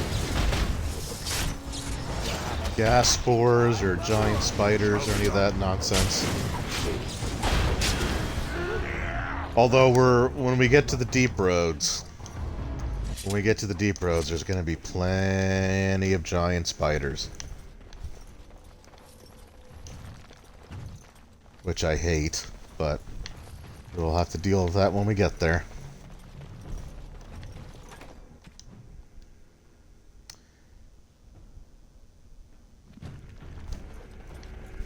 Okay, I just want to make sure this isn't... I don't think this is progress. It's a trap.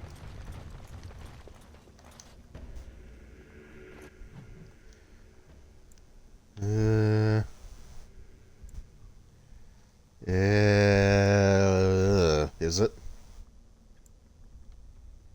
Yeah, actually that is progress. I guess I still have that map filled out. That must be from the origin story. Because normally it only shows sort of where you've been. Unless, like, the story says you're given a map, so... That's good to know. And I see a magical trap, which means there's probably... No? Okay, no spellcaster. No mage. Alright, I don't know why I'm chasing after that one guy, but... There we go. Little backstab action.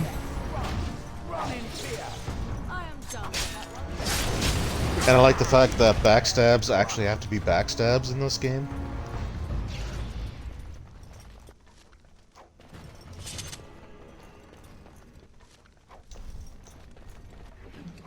Instead of just, oh, you have a friend that's right next to you, so go ahead and get your sneak attack off. I don't like that, personally.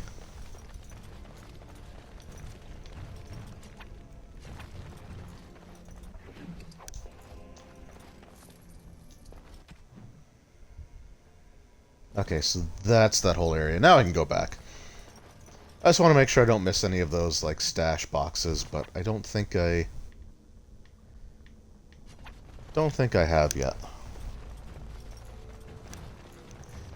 I usually do find a way to miss one of them, so I have to, like, backtrack all over the place, try to figure out where it was. Knowing the radial menu trick really helps.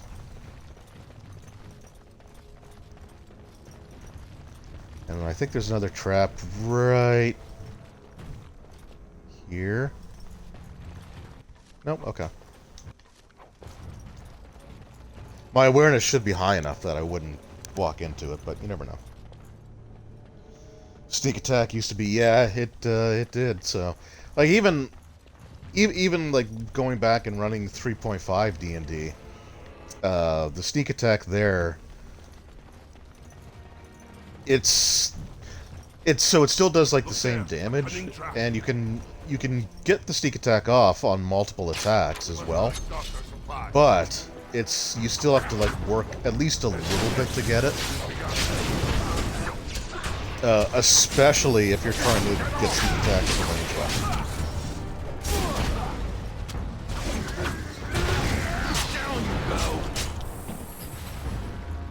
Because that's I'm not gonna say it's impossible, but it is very difficult. Finished. Hey, a jail key. I don't know why I needed that, because there's nobody in there.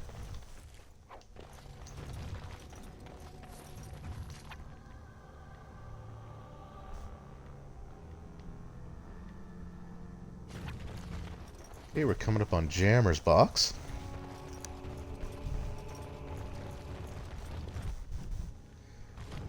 I mean, don't get me wrong. I guess it's.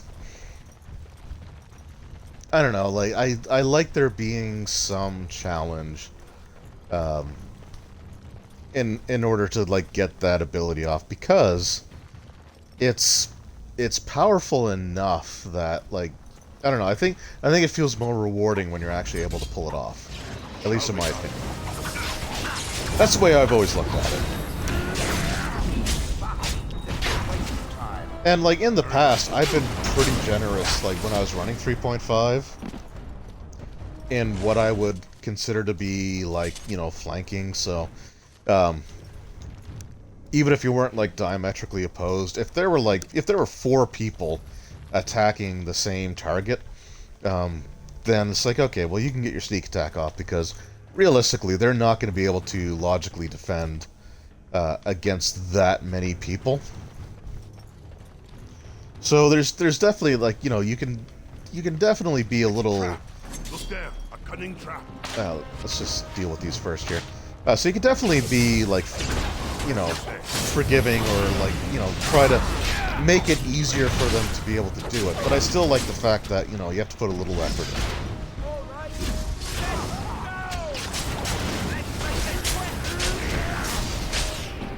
Very well. Away with you.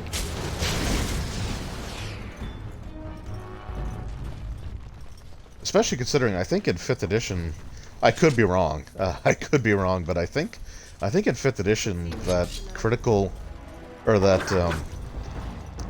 does sneak attack still like double on crits in 5th edition? Because I know like in 3rd edition 3.5 it didn't, and it actually specified that it didn't double. All right, Jammer's box. We have an iron, steel, or red steel letter opener. So iron will be the cheapest one there.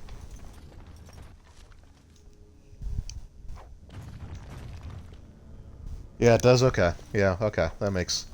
Yeah. So I don't know. Like So the trade-off in 3rd was that if you had multiple attacks, you could get sneak attack off.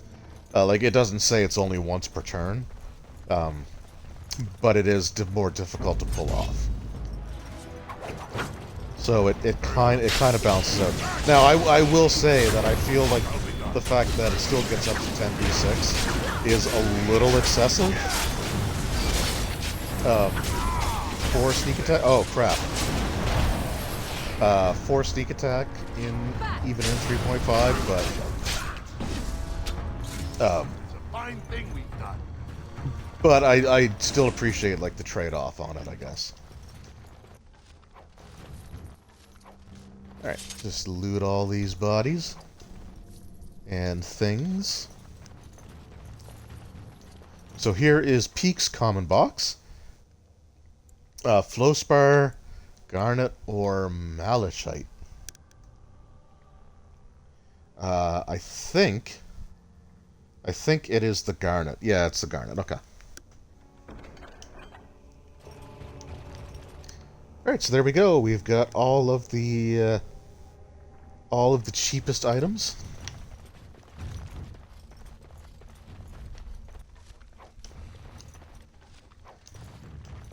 So now we can open that stash when we get there without suffering any ill effects. It can hit for huge damage. Yeah.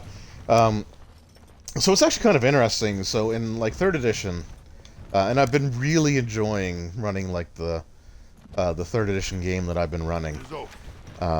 Way more than I ever thought I would. But like, so you have the Paladin's Smite ability. And I think I like the way that the Paladin's Smite... Oh, damn it, I thought there weren't giant spiders here. Yeah. Just kill them, please. Yeah, so like in 5th edition, Paladin Smites, it's not an ability that you have to...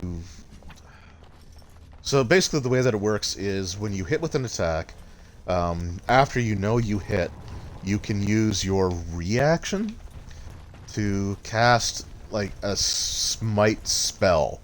Like they're done as spells instead of just as like a class feature.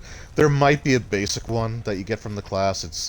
It's been a while since I've played a paladin in 5e, because I did actually make one.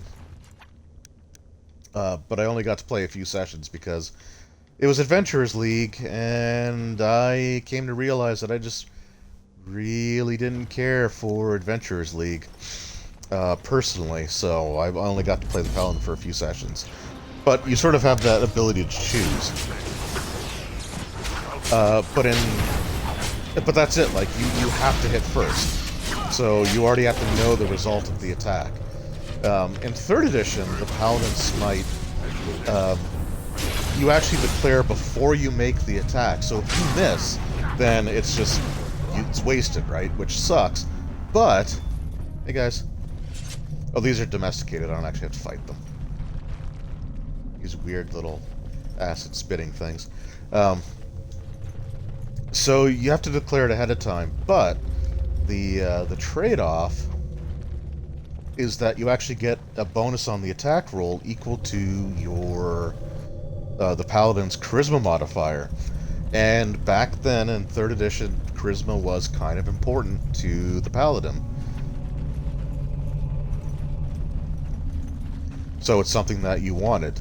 3rd edition Charisma to the Paladin wasn't quite as important as it was in AD&D, where you literally had to have like a 17 or higher Charisma in order to even qualify for the class.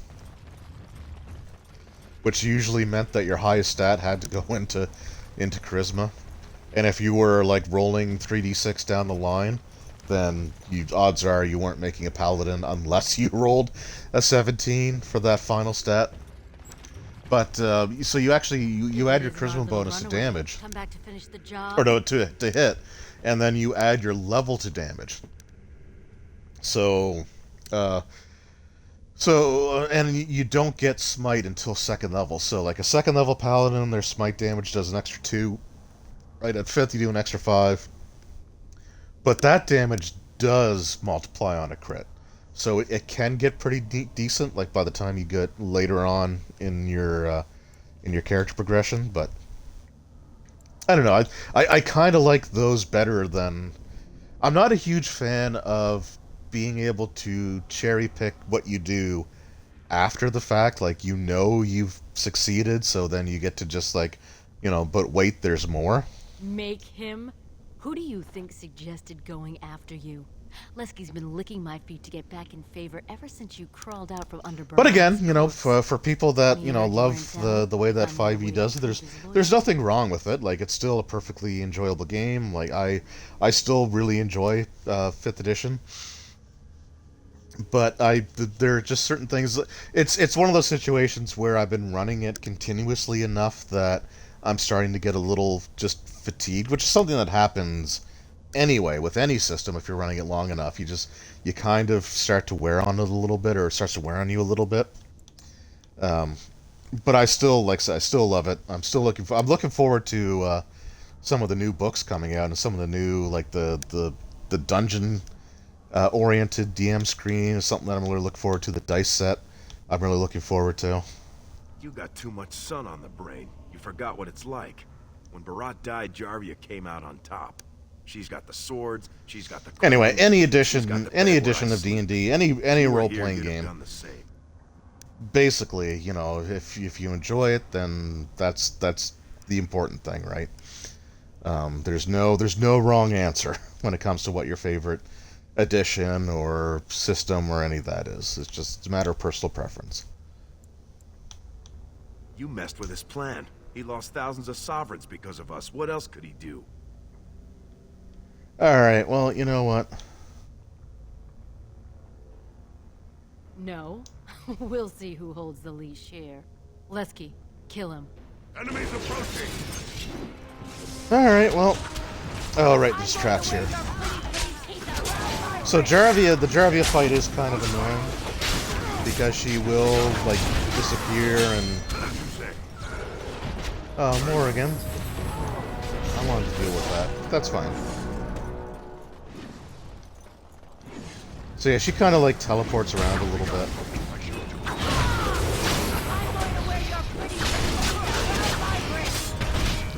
But now she's dead, so I guess it doesn't matter. Anyway, like I said, yeah, there's no wrong answer. Every edition is perfectly valid. Every edition has its strengths. Every edition has its weaknesses. You know, there's no one... Whoops!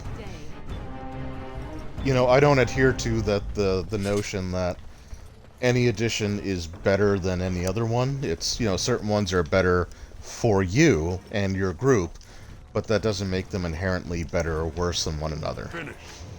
And I would love to see more people kind of take that approach.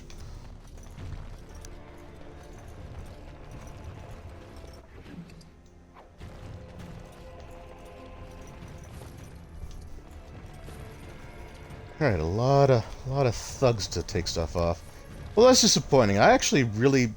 So my memories of Lesky, of like your companion character from the background, is completely different than what happened there. I don't know why it is. So I always remember like finding a dead body like in the jail cells there, like in the one that you had to use the key to get into, that I always thought was Lesky. But I guess I'm just like usual, I'm just wrong, so. Alright, Alistair has gained a level. I mean 40 strength I think is plenty. So we're gonna pump all of those into Constitution. I think his fighting style is maxed out, his Templar is maxed out. Ooh, bravery. Yeah, well, any passive abilities, I'm big on those.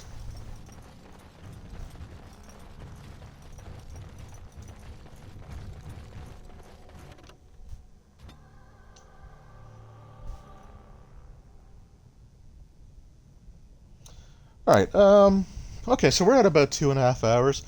With these Dragon Age ones, I like to go for about 3 hours, so we'll go a little bit further. How did you... Where did you come from? You made a hole in my wall! A hole that leads to the Cardis hideout, eh? Oh, sod it.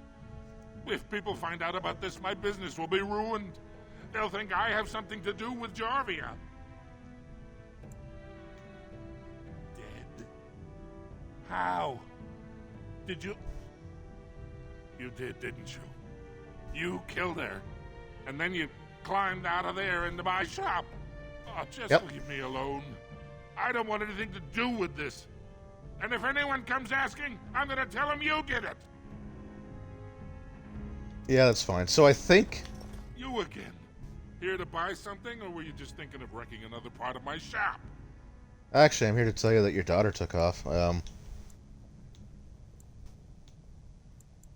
Oh, I guess I can't.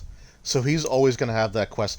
So, yeah, I could have talked to him about his daughter before, and either tried to persuade him to let her go, or he could mess it up for me. Of course. Keep in mind, we also take items on trade. So, okay. No, I guess I can still trade with them.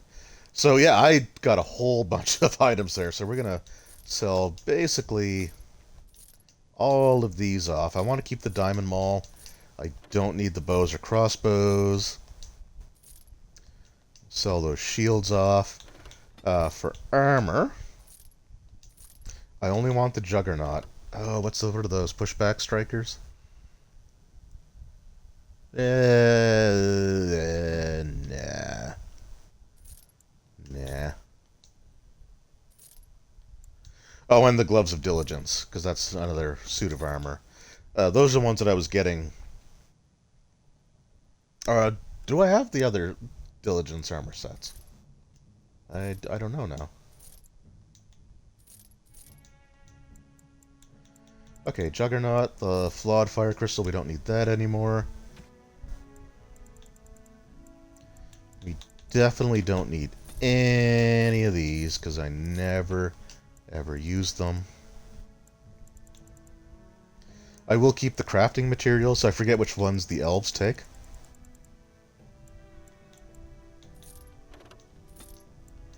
And I'm going to hold on to some of these gems too, because that's what the dwarves will take once I have them, once I complete the treaty with them.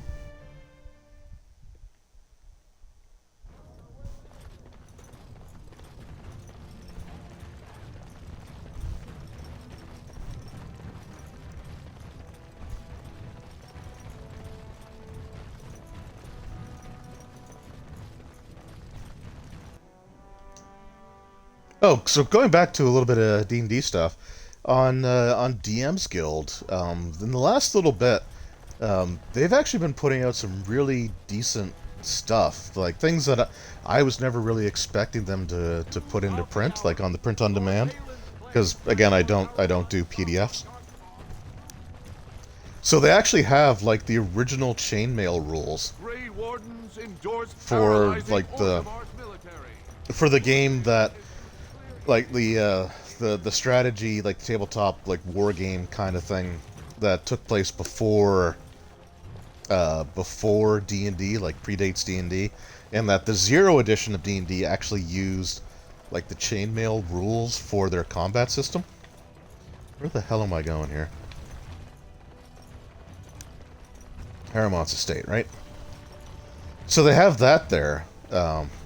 Which is pretty cool. I'm kind of considering maybe picking that up because I do have a copy of the chainmail rules, but they're from the 70s, and they're kind of in rough shape. It's all still held together, but like it's one of those ones that has like the plastic, like the coil, like the plastic coil method of binding. And so some of that plastic's broken, so I'm kind of considering that. But they also had Queen of the Demon Web Pits, which was an adventure I've always wanted to have, but I've never found it anywhere. Once, somebody traded in the Queen of the Demon Web Pits. It was the compilation of like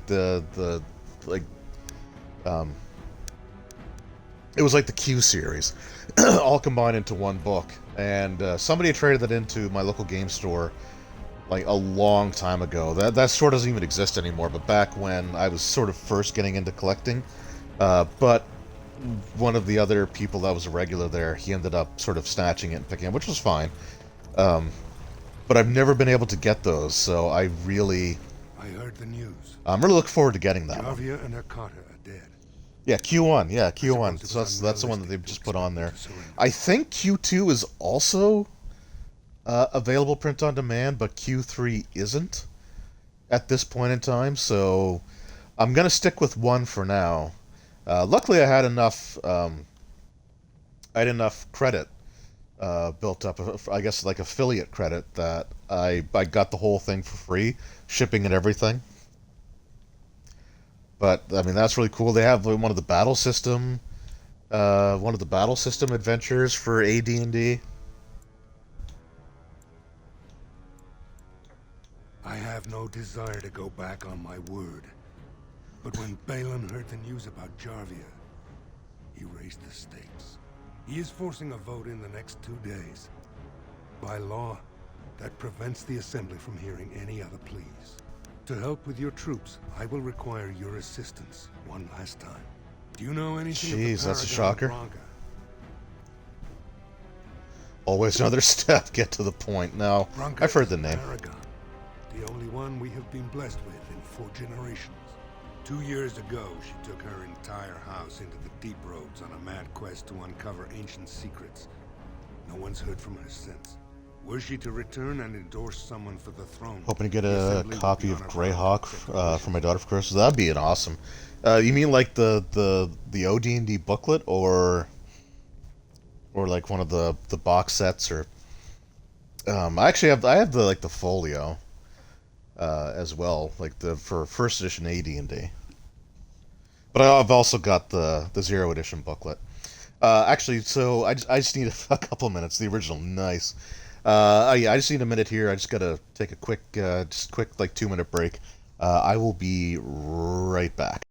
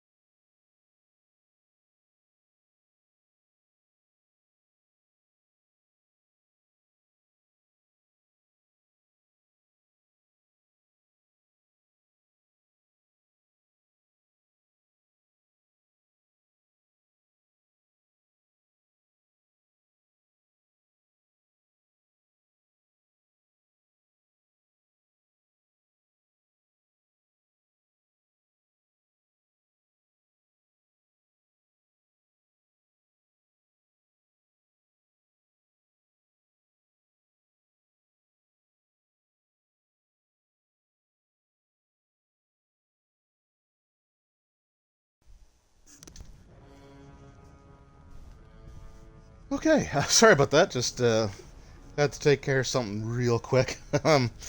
Yeah, so the original 0 edition, booklet of Greyhawk, I love that book. Not so much. I mean, the content inside is great, but my favorite thing about it's got to be the cover. My men traced Bronca's disappearance Because like the cover has the beholder. It is many miles. The beholder on it, when you could tell like the artist literally used like a compass to just draw like the circle and then put the face and the eye stalks on. And may the ancestors guide your steps. Oh, I got a level, awesome. And I also remember like it was an issue of Dragon magazine. It was, I don't know if it was like their first April Fool's version of it ever, but it was an April edition anyway. And it had this guy like declaring his love for a beholder.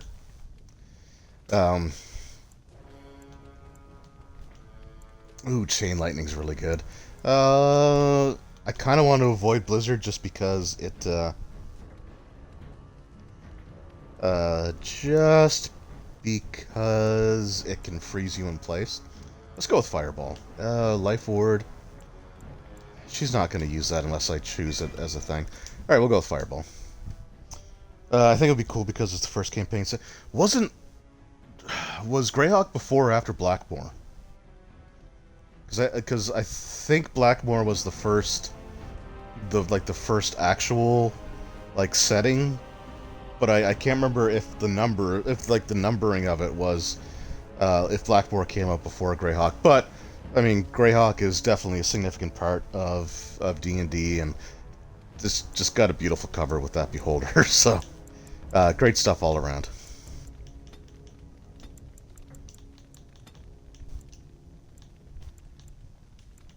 All right, let's take our Master Stealing. And let's do another upgrade into... It was before Blackmore, okay. Okay, yeah, I mean, yeah, I know that they're the two, so they were... You had the three core books that came out in the first set, and then there were, like, the four supplements that came after. And I know that Blackmore and Greyhawk were, like, the first and second supplements, so, like, Book 4 and Book 5.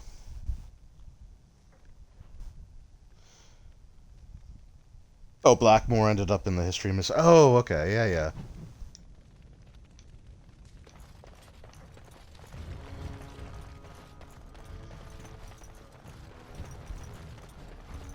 Oh no, right. I think the big thing about Blackmore is it was the only one of those Zero Edition books that didn't have Gygax's name on it. Like, I think it was just Dave Arneson. Anyway, I remember there was something about it. I remember there was something sort of unique and special about the setting. Alright, so as much as I like Alistair, we're getting pretty close to having to say goodbye to him for the rest of the Orzammar section.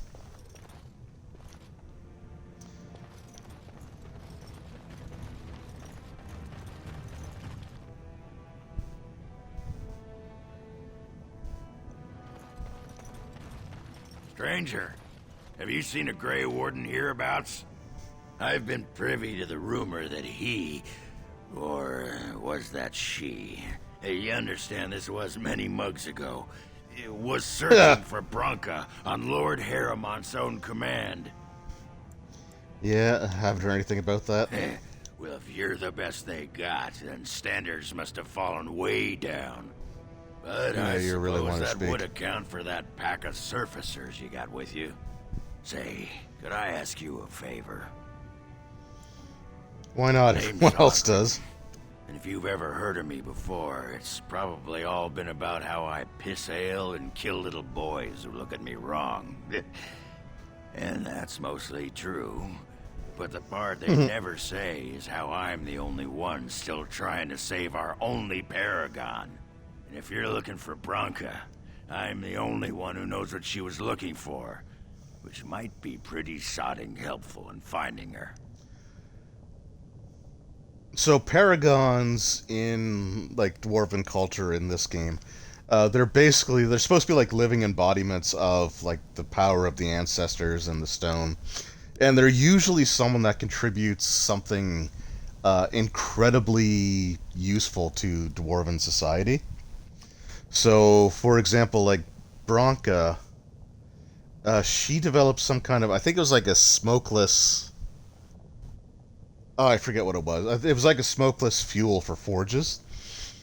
So it cut down on how like smoke would affect people. So that's basically what she's done.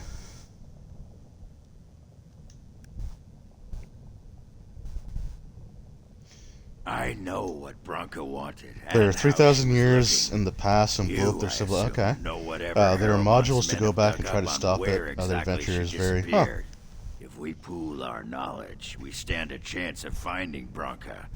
Otherwise, good sodding Yeah, luck. that's cool. It's been a while, so like I remember bits and pieces of that. It does sound really interesting. I remember for second edition AD&D there was a this isn't related to Blackmore necessarily, but it was a You should know that Bronca there was looking like for a the anvil trilogy of the void, adventures, I think, that the revolved secret to building around golems, mind flayers, lost centuries the ago. Illithids. The Smith Carradine built it. And it was all about like their attempts to 100 years like of destroy peace or black while it out the was sun, protected by the golems forged or on to it. turn the sun black or something like that. And essentially, like the mind flayers were from the future, Bronca planned to start and they had sort of looking come back into the past to try to All she knew was to that it basically was to past ensure that the Carradine's future happens. cross. One of those like weird paradox No one's things. seen that tag for 500 years. Great. Once we're there, I should be able to pick up Bronca's trail, no trouble. Lead on.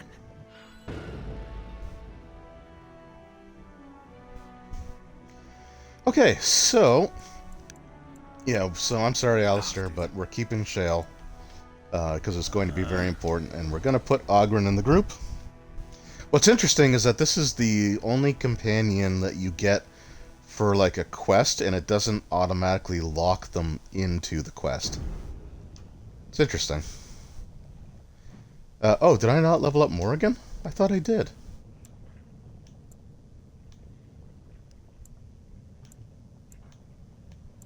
Huh. No, I did...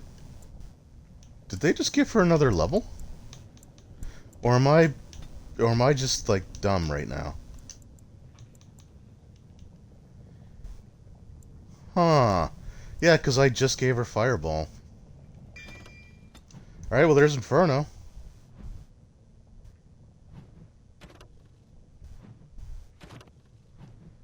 Huh.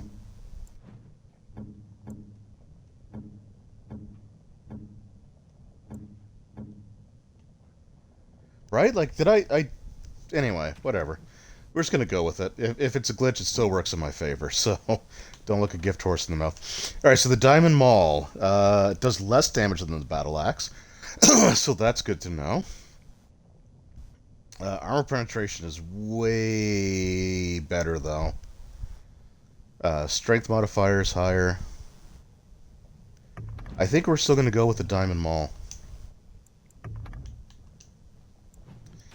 And for armor...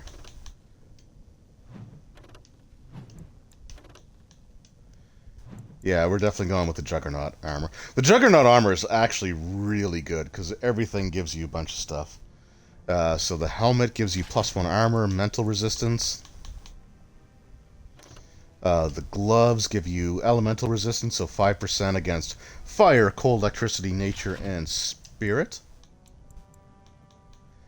The boots give you the same thing, so that's 10% now. And then we get like 20% resistance against all the different elemental like energy types. It's a really good suit of armor. So if I were playing a warrior, then that's probably what I would be wearing. But I'm not, so we're not. But before we go down here, let's just sell off this excess stuff that we don't need. Have you seen my lunch? I'm only asking because... Okay, so we don't need the battle axe. We don't need the dwarven armor. What does Life Giver do? Ooh, that's pretty good. It's a lot of money, though. +10 con, +6 health regeneration in combat, +10 health regeneration while exploring, armor, 20% to healing effects. Yeah, that is a really good ring. That is tempting. Okay, so what do I have for... Okay, I don't have any diamonds or stuff. So there are certain gems that the dwarves won't take. Like some of the top tier ones, they just won't take. Dang, I kind of want that ring. Let's do it. Still leaves you with almost 50 gold, so that's not bad. Alright. No, we don't want that. We want equipment. And we want me. Alright, so the Dusk Ring... Oh, the Dusk Ring gives me... +3 cunning is good, but -3 strength I don't like. So we're going to do that. And then we'll go back to Ogren.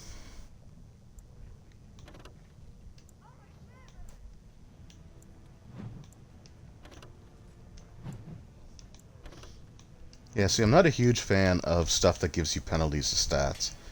So I think we'll do that. Arthur's pendant. We'll just give him that. I'm going to sell those other two things because, yeah, anything that gives you penalties. I'm only asking because you never know who's...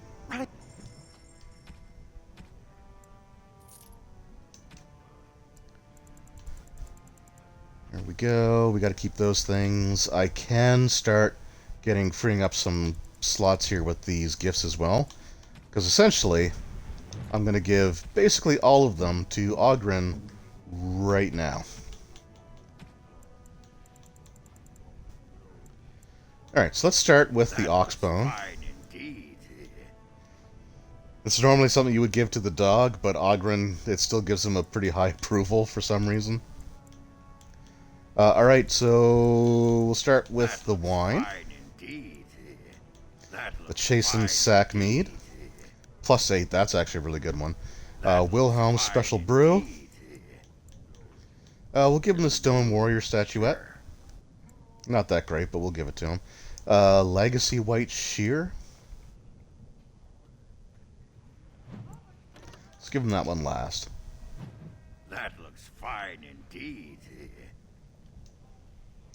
Alright, so we just got +37 approval by giving him a bone and a bunch of alcohol. I'm sorry, but I cannot allow you past the front lines without Adesh's permission. Open your eyes, man! This Grey Warden is on a quest to find your paragon. Do I have to take your stinking head off? What Oghren is trying to say is that we have permission. For House Branca. I suppose he's the next best thing in both skill and arrogance. You may pass. I'd offer more assistance, but my command post is here. All of Orzammar relies on us to hold this line. Yeah, don't worry, you don't have to come with me. Best of luck with your quest, Warden. Orzammar needs a paragon now more than ever.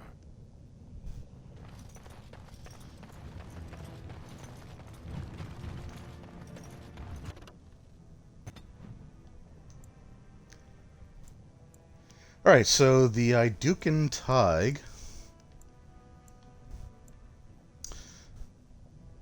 Did we go there in the background? I don't think we did. So I know, like, with the Dwarven noble background, you do go to the Tig, and you can explore around, so let's do that.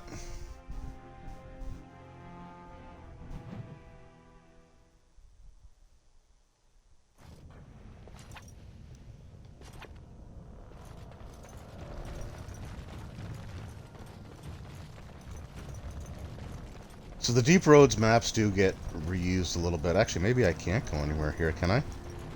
Okay, no, I can go in here. So I think it's... I want to say that there's a quest that you can pick up in here. So that's why I want to do that.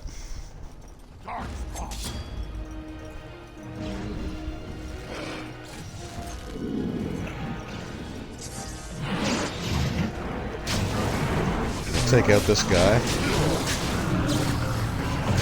before he casts any spells on us. We'll just whirlwind those guys.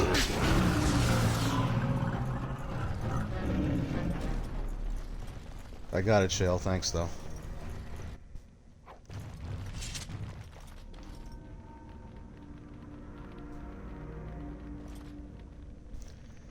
That's not the most pleasant thing in the world, but yeah, anyway. Yeah, I think there's a quest here that you can pick up. It's kind of a morbid one where you pick up like burlap sacks with like different limbs and body parts in it, and then you can reassemble them later on. I can't remember if it's actually here or not, though. But I want to say there was a reason to visit the Idukan Tig, even though it's not technically required for this quest to succeed, like for the treaty.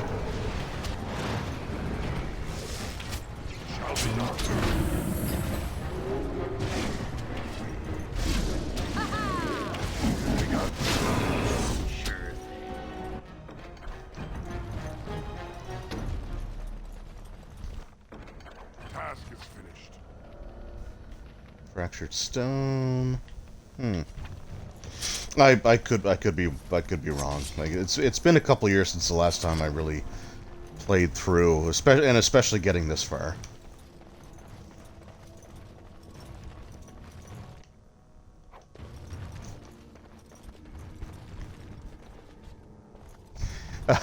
No, it's not a flesh golem, unfortunately. No, yeah, it is here. Okay, cool. So yeah, we got a bag of limbs. Yeah, it's not a golem. We have a golem. It's something else. I won't say it until we finally get there, which probably won't be in this stream. Although we'll see. I feel I can go a little bit longer.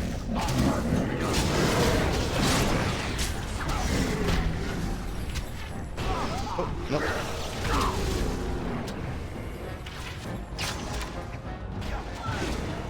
Go, deactivating that. Alright, you leave Morgan alone. That's what you get.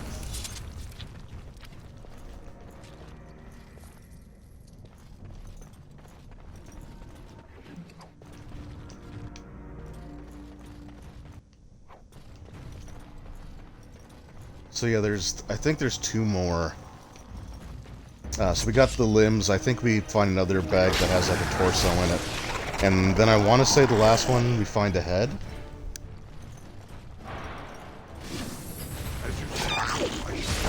Oh no, I appreciate it. I'm not gonna wear myself out.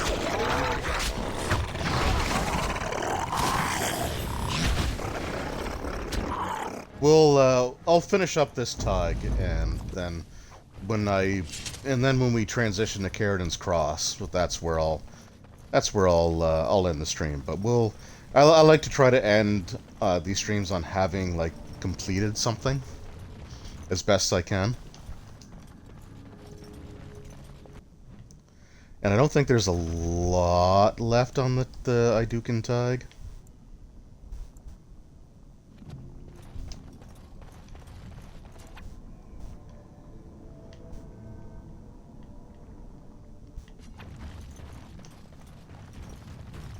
I don't think there is. There could be, but I don't think there is.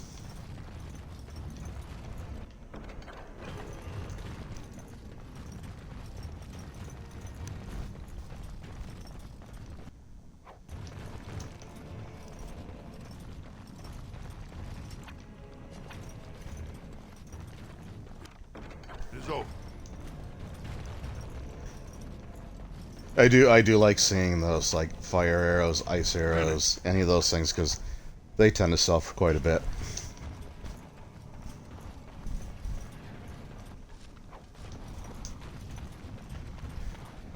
I do want to make sure that I 100% clear this map, though, so there might be some backtracking that takes place. We'll see what happens. And whirlwind attack.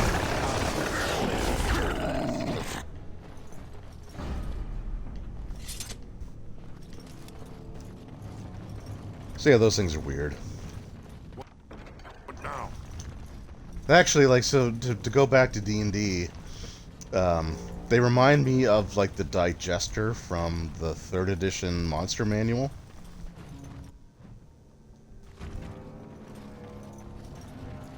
Be careful now. It has begun.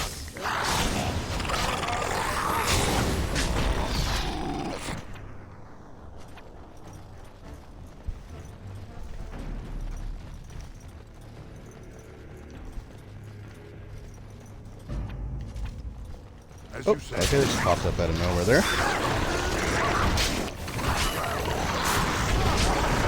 Although they actually do show them kind of climbing out of the ground.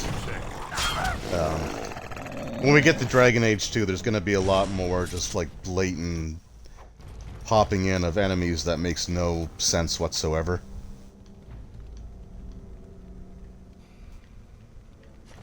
Stone and chest, okay.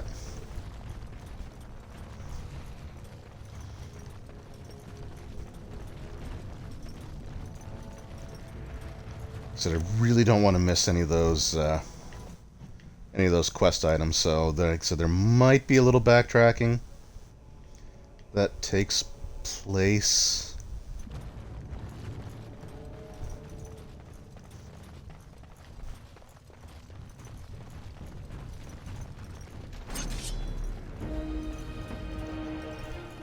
Hopefully it doesn't come to that, but it probably will. Okay, well, yeah, so that's what happens when you give Fireball. Although, like, at least at the difficulty setting that I have, there's no friendly fire.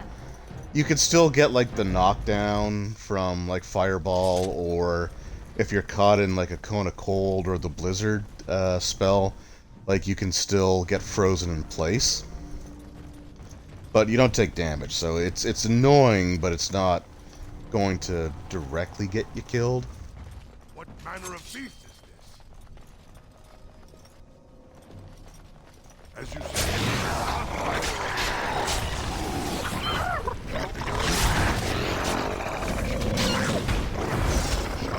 so the one thing about the deep roads is there's a lot of forks in the road, a lot of like twists and turns. So there are going to be sections where you're gonna have to like double back or back with it and move on, but we're not doing that. I want to try to be as comprehensive as I can here. Let's actually go this way for now. Because like I said, there's probably going to be backtracking, but this might link up with one of the places. Okay, perfect. Sort of. So I know I missed a spot already. So let's go back and take care of that.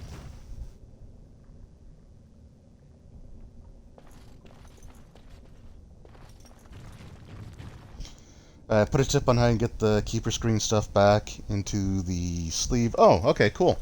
Yeah, I'm curious. I haven't seen the comment yet. I'm kind of curious as to what what you ended up doing, because what I always did is I put the paper sleeve is probably the wrong term, but just like the paper that has like the barcode and stuff on it, or I put that in. And then I'll put in like the character sheets and the booklet, and then I just sort of like squeeze the screen between them.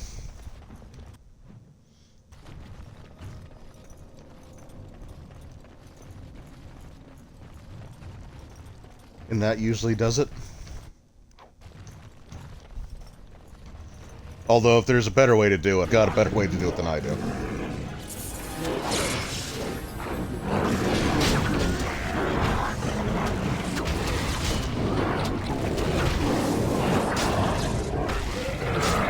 Yeah, I don't like the fact that he... Yeah, sleep first and then slide it in.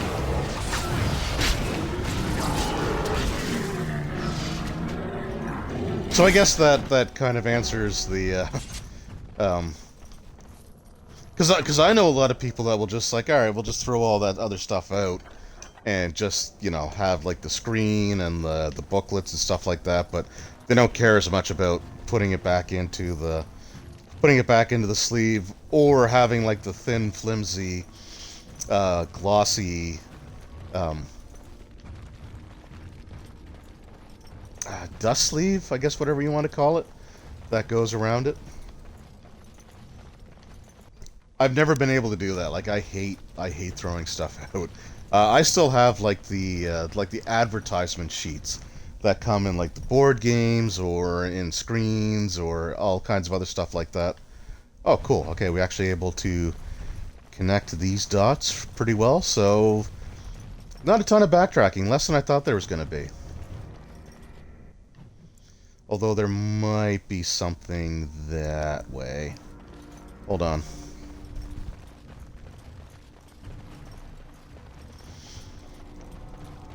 I mean, I guess to show, maybe it's a problem. I don't know. But, so, typically speaking, if, okay, no, I think that's actually a dead end. Yep, alright, awesome. Okay, cool, so I don't have to do a lot of backtracking, that's great. So, like, typically, if Wizards of the Coast sends out something for me to review, they'll include this like marketing sheet that gives you some information about it, gives you like the release date, the I want to say it has like the MSRP, and it's just basically like printed off a laser printer, but I keep all those. It's probably one of like the weirdest, most pointless things to keep in my collection, but it means something to me. like having those sent from the company, it means something to me. So there is a personal significance that I attach to them. Whereas again, like I know, most people, if they got those, they're just like, all right, well, they may look at it and just toss it out or just toss it out, but it actually, like I said, it has a little bit of significance to me, or it means something to me. So I hold on to it, and I put them, like I store them basically inside of the original 5e starter set, because there is so much empty space in that box that there's so much empty space in that box that it's perfect for storing some of those documents stuff in it.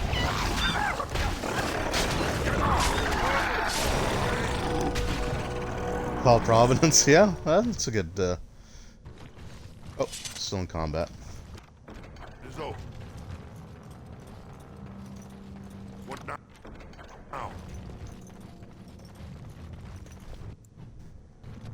Okay, so I think that's all that we can do here. Alright, we'll go strength, strength, strength.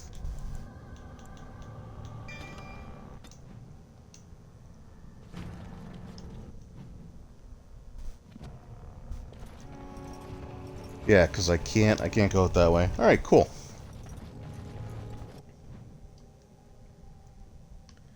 So, all we gotta do is just loop back around. We did complete everything, though, which is great in this section. Just gotta get back out. So, yeah, so I guess there is still backtracking, but at least it's not because I'm trying to find something. It's just because I'm trying to get out.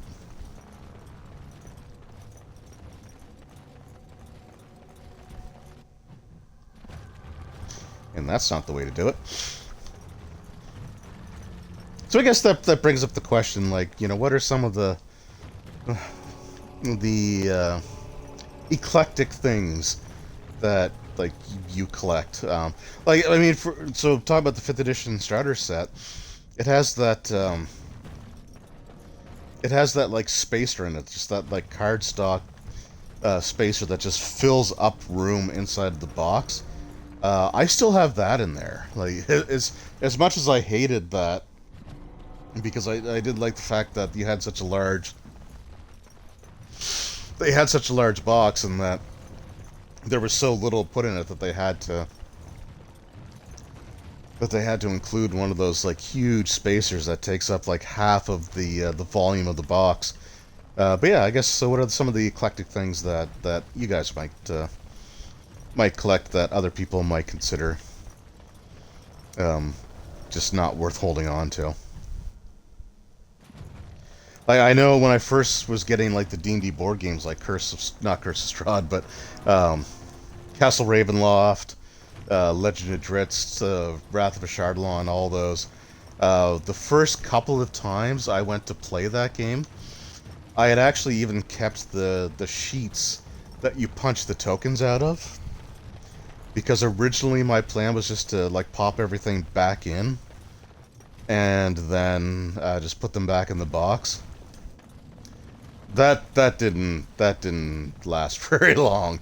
So eventually it just reached the point where it's like, okay, no, that's too much.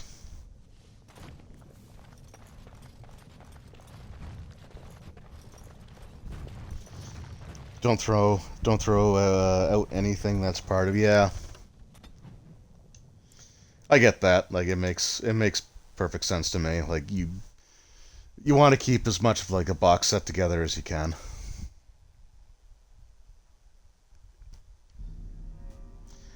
Actually, so speaking of box sets, one thing that...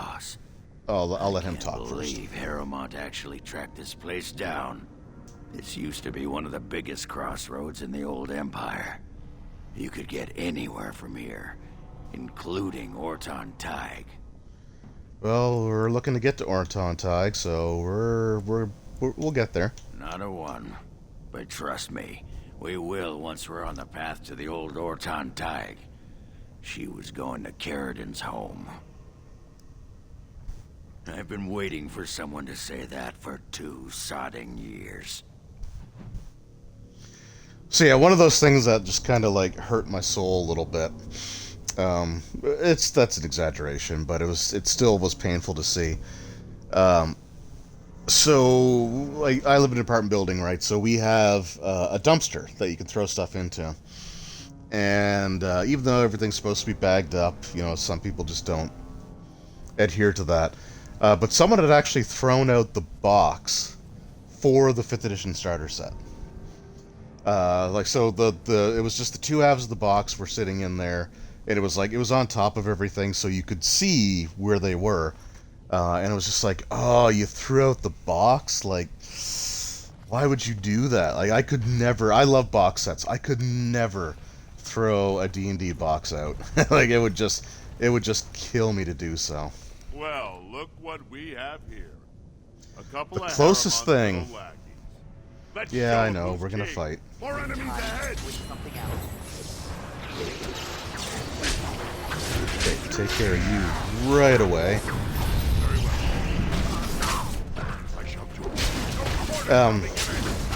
The closest I've ever come to having to throw out something from a box set, and I did toss these out.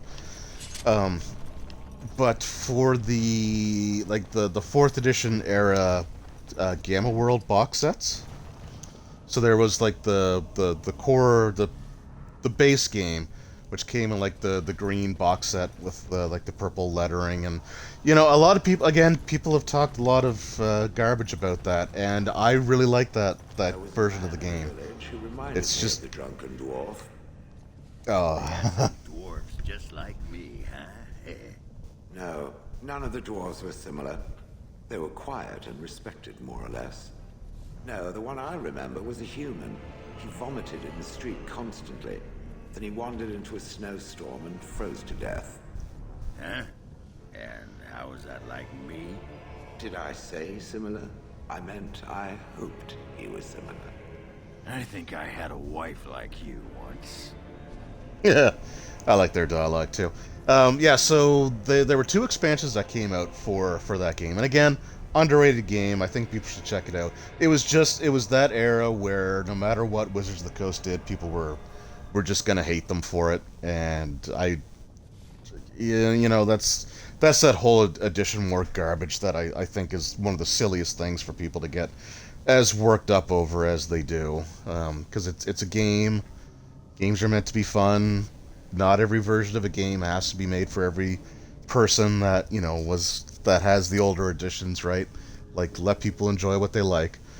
But the 2 expansions, they came in like the 4th edition era box sets. A lot of them were these ones where you open the box from like a flap on the top. They had basically like this cardboard holder that like it would hold cards at the top, and there'd be like a section for a book, and you would tuck in any like cardboard like token sets that came in. You would sort of tuck those in the back. The problem was with the expansions, once you took out those cardboard holders, or whatever you want to call them, out of the box, they just never fit back in well, and I could never get the boxes to close. So eventually I just had to say, well, I'm getting annoyed dealing with these.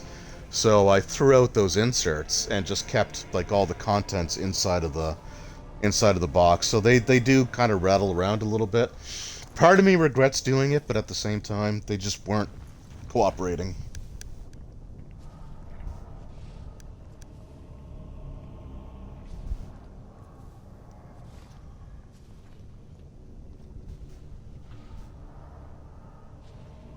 I've got the 3rd edition, but the tables threw me off. Oh, of Gamma World. I can't remember what edition the green box set was.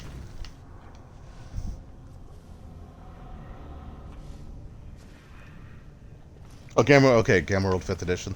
That's probably the one that I have then.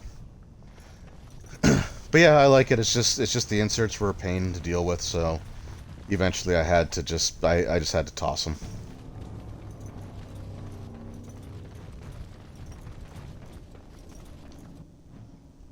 Now I probably could have done something where I shaved them down a little bit so they wouldn't sit as high up on the thing, but when you're dealing with like the folded like flaps tucked into everything, they can just really become a hassle. So I liked those boxes because they were kind of neat, right? Like, I'm not gonna lie, they were kind of neat. And I've got the Gamma World ones. I've got the Madness at Gardmore Abbey box set that has that style of box, and I've got the Shadowfell campaign setting, which also came in that kind of box. So it was like a weird novelty thing. But I will say that when they went back to the traditional, like, you know, just pull the lid off the box, and having like the thicker, sturdier cardstock for the boxes, it's definitely the better way to go. I guess the modern equivalent, if you're not quite sure what box style I'm talking about, the Fantasy Flight Star Wars role-playing games, they use those style of boxes. But I want to say that the material they use is way flimsier than the ones that Wizards was using during the 4th edition era.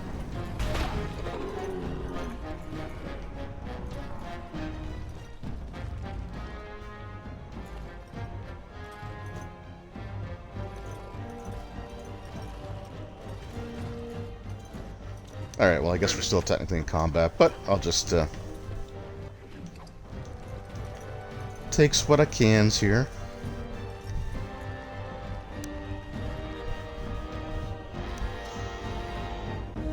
I've got the 3rd edition, and they put those cardboard inserts in the... Yeah.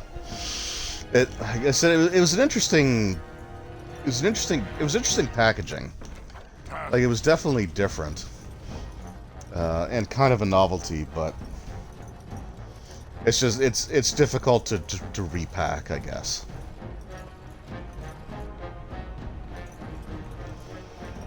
Ivy Gammas, decent. Yeah, like, if that's the one I'm thinking of. Yeah, I really like that.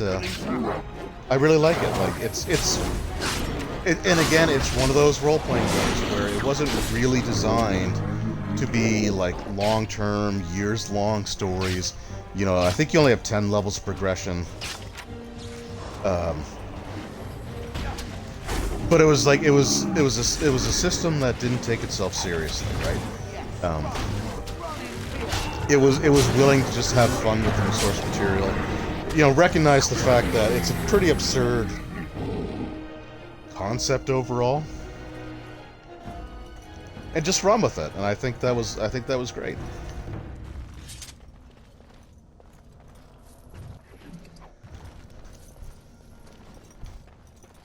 The only downside, to the 4E era Gamma World was the fact that this was when Wizards of the Coast was testing the water for having card sets.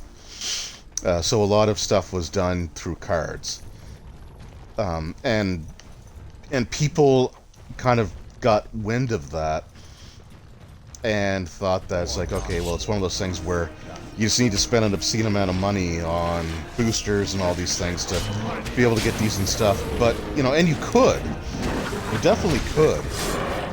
But the starter set, the base game, the green box, had all the cards you needed. Like, it had all the stuff that you needed. And, so, you could play all 10 levels of progression. You could play some pretty decent games and never have to buy a single pack of, like, booster cards, right? You never have to buy a single booster pack. But, like, 4E was trying the card set stuff as well, and, which, you know, like, I don't begrudge them that. Like, it's one of those things where they wanted to try something a little different, and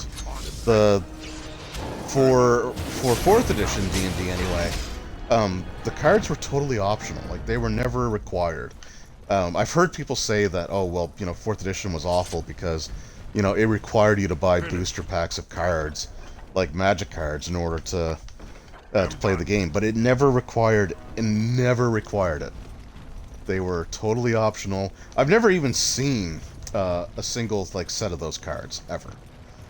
Right? Like, I never bought a booster pack. I never bothered with any of that.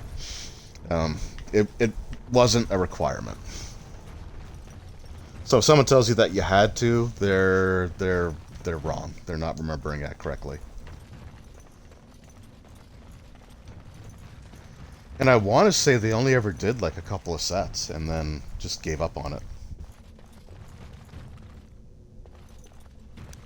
Okay, so that is 5e Gamma.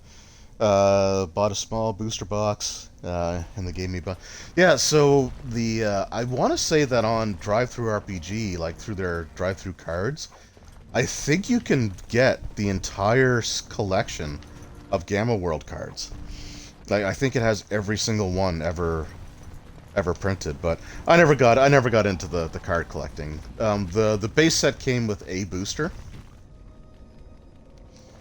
which I have. I opened it, but then I just taped it back shut because I was like, no, I'm not gonna use this. I'm just gonna stick to the ones. If I ever run it, I'm just gonna stick to the ones that came with the base set because it gives you really all that you need.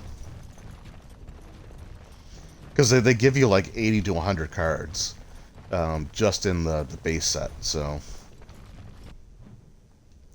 like you don't really need more than that. Okay, going back.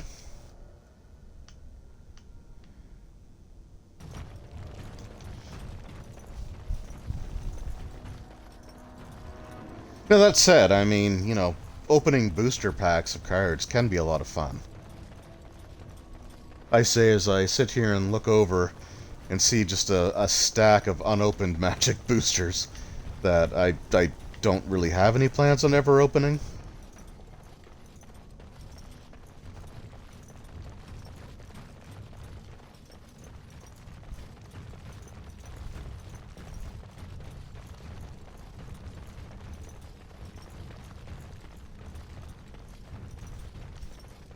Alright, so yeah, I'm backtracking here because there were two routes you could take when you first get onto the Carridan's Cross here. And I want to say one of these routes also has another one of those bags. I've had my Magic days. Yeah, you know, I think so. I enjoyed playing Magic for a while. I think it's a decently fun game, but I'm not a competitive person. I think it's just like decades of DMing has sort of taken like the competitive drive out of me. Like I don't. Very well. I would rather everybody else have fun, so I don't worry so much about competitive. I went to a couple of pre-releases. No, sorry, I went to one pre. Are you gonna stop so I can fight you? So I went to a pre-release and like a couple of drafts, and so like when I play games, I like to just do it casually, right? Like I said, I'm not a super competitive person. There's the bloody sack. That's what they had in the bag. And I do have a friend that I've played Magic with quite a bit, and he plays in a lot of that stuff, and he's super good at it. Like he destroys me pretty much every time we play, but we both have fun, and like he can play casually. But when I went to the few Magic events that I went to, man, people were super. Like there was no conversation, there was no like joking around and having fun. It was like, you know, phase 1, you know, land drop, or well, I guess actually they never usually dropped mana in phase 1, right? It was always like, you know, phase 1, you know, play this, and they would just keep saying that, you know, like trigger or whatever, and then it's like, okay, phase 2, land drop, and then like, but there was just never, it just wasn't fun for me. Like, I like to have fun. I like to play games to relax and have fun, not get super worked up or competitive or upset if I lose. Because yeah, I lose those games all the time. What? No more? Oh. Like I watch, was it Tolarian Community College? Which is an awesome channel. Like I love the professor and the stuff that he does. But like, and he does mention that there's a lot of things that are great for casual play, which I appreciate. But like watching like how deep he gets into like deck builds and combos and all that stuff, it's like, man, I can't. That's just way too much for me.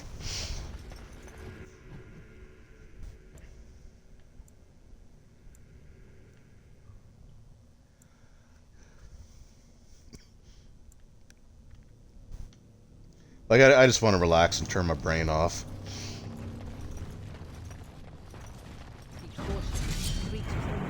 I shall do it. Oh, okay. I gotta deal with these guys. In a second.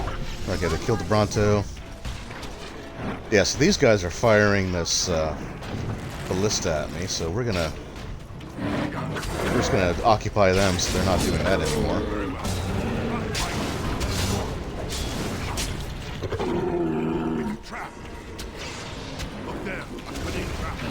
And they've got a spellcaster.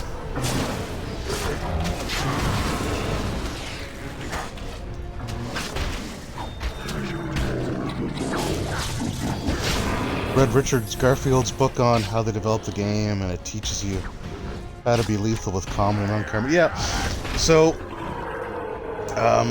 yeah, I've heard a lot about like Richard Garfield's philosophy when it came to Magic. And if I recall correctly, wasn't he like the person that said that he never wanted a card to be like so good that it was worth more than $20 or something like that? Like he wanted it to be something where it wouldn't price people out of the game. It's a trap. Oh, where's the trap? There's the trap. And one of the things that I really don't like seeing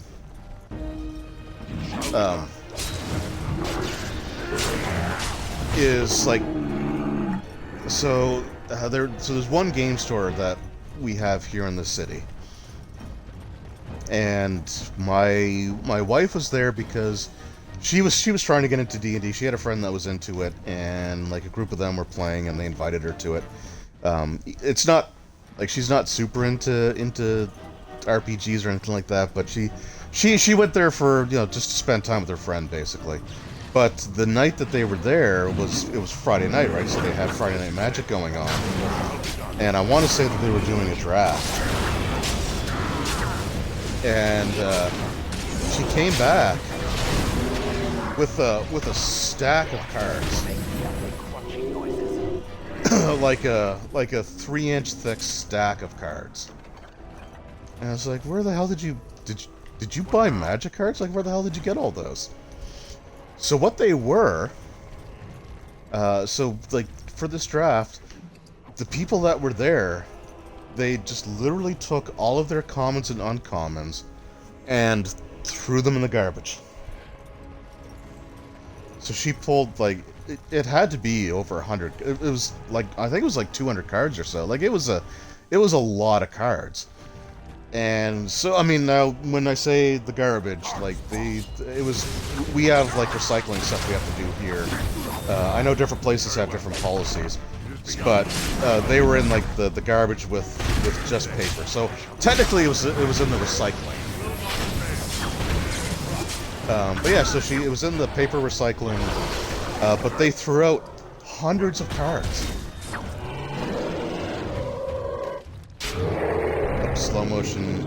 Slow motion kill.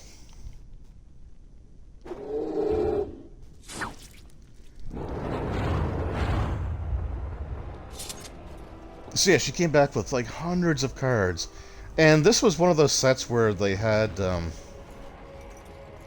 think it was War of the Spark. So you had like a whole bunch of like Planeswalker cards, and but they were all commons and uncommons. So like the people participating in the draft, they just threw them out. Like the store didn't even take them. Like they didn't even give them to the store owner. It's like, here you go. This can fill out your common and uncommon folders, because there's there are people that will come in looking for play sets of commons and uncommons. They just literally threw them all out. Like, they didn't even give them to the store, and I don't know if the store owner, maybe the store owner said, you know, we're not taking them because we got a bunch already, but it was so wasteful that it literally made me angry.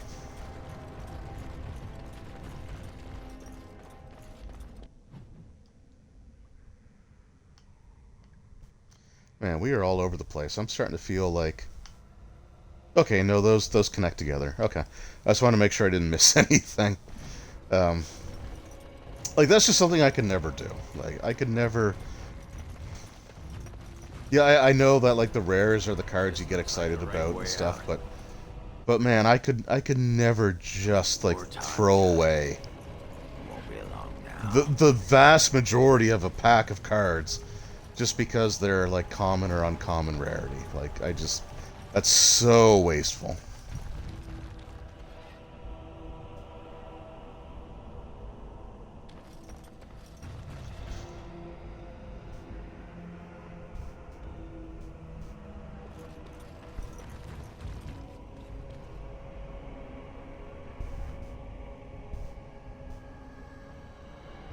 Common card, 4, yeah, like, you can get, like, 4 of each of, basically, like, even, like, rares and mythics. There are a few cards that are on the restricted list, I guess, where you can only have 1 in the deck, but I don't get involved in all that stuff. I think it's a little too, again, just a little too much. Jeez, Morgan.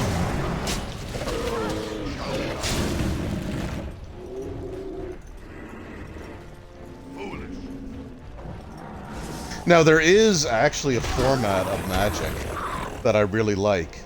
It's called Pauper. And basically, I think what it is that it's... There's the final bag. And I think what Pauper is like, it's commons and uncommons only. Or maybe it's just commons. But it's just a format, yeah, you make decks for fun. The cards are supposed to be super cheap and super easy to get your hands on. But I don't know, like, I was really into Magic for a while there, but that's when I was living in the town with that friend who could play casually. But now that I'm in the city and I just don't really have anybody to play casual games with, I just don't enjoy it. Like, again, I like to sit back, relax, and, you know, just have a good time playing games with, you know, hopefully playing games with friends, but...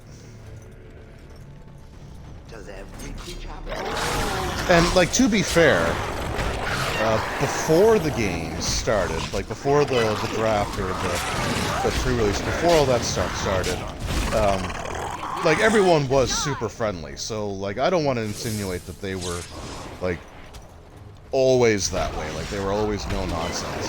But when it was time to play the games, they were, like, you know, just, you know, strictly, you know, stick to business, do your stuff as quickly as possible. You know, because there are time limits and, you know, everything like that, so it does make sense from a logical perspective, but it's just not the way that I want to play. But in between games, or before stuff started, or after the event, you know, they were super friendly, and they were never like, they never acted annoyed to play with someone who's just not, you know, at their level, right? Like, they were never disrespectful, they were never anything like that. I have heard stories, though, from people that, like, they've gone to events, and some of the players are just, like, they're so, like, just into it that they're never polite or anything. They just, you know, they won't talk, they won't do anything. They're literally just there to play, and then when they're playing, it's just get through it as quickly as possible.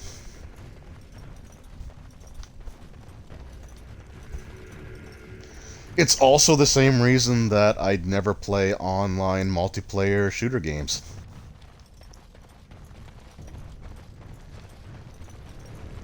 Like, I really enjoy... I love Halo, I like playing it, but I will not play it online. Because well, first of all, a lot of like online shooter games, it's not a great place to be. Just in terms of like how awful some like the attitudes and the things that people will say is pretty rough. So I'm just not into that to begin with. But yeah, I don't play like online shooters. I can see Bronca all over this place. She always took chips from the walls at regular intervals when she was in a new tunnel. Check their composition. If she was still here, though, she'd have sentries out by now. Couldn't have said it better myself. All right, so I know I've said twice what we're gonna do to wrap up the stream, but this section does have we can finish that Asunder quest, and it's pretty close to where we are. So what I'm gonna do is, because we are getting at 3 hours and 40 minutes into the stream, so we're getting pretty close to 4 hours. Oh, let's let this. You're not referring to Alistair. Him? Does he even like girls? I believe the matter is still up for debate. Anyway, you and the Grey Warden, Do you actually have a question, Dwarf, or is it your intention simply to leer and drool? stick with the classics. Leer and drool. I thought so. And so many of the characters just have awesome personalities. But yeah, so we'll do the Asunder quest. We'll finish that off, and that's where we'll actually call it for tonight, for reals this time. Be on your guard. Very well. Oh man, I instantly regret this.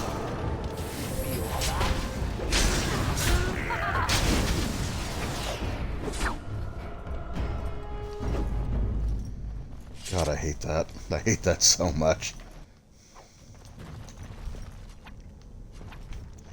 And they're not even dropping, like, toxin extracts that I need. I never have chat on. Star Wars Battleground was awesome. Yeah, so with the... oh, wait, maybe they will drop... No, darn it. Okay, well, whatever. They have money on them for some reason. Shall be done. Very well. So, like, with Xbox Game Pass, they've got a couple of, like, the newer Star Wars Battlefront games that are kind of interesting to try out. Like, I'm kind of interested in them. I don't know if I'd want to do, like, multiplayer, though. Again, I really don't enjoy online multiplayer.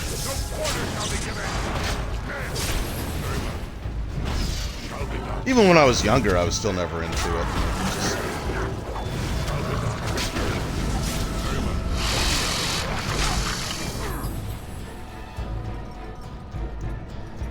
Like, I just don't have the time to commit to, you know, to playing those types of games so much that I master it or learn everything about it. And you know, I'm not a teenager anymore. Like, I just don't have I don't have the reaction time that I used to have. And it kind of annoys me. Like, I remember I was playing Super Mario 64 on the 3D All-Stars collection, and I used to, like, be pretty good at that game. Like, I was never a speedrunner or anything. I can't pull that level of stuff off. But I used to be a lot more, you know, come on. Oh, the sounds are,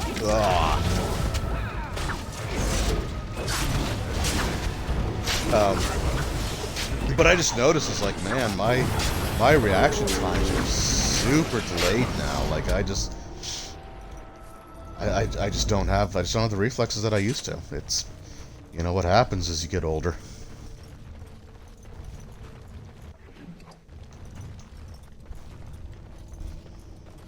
Okay, Battlefront. Okay, that was the one you were, yeah. So, I mean, that's something that I might want to try out.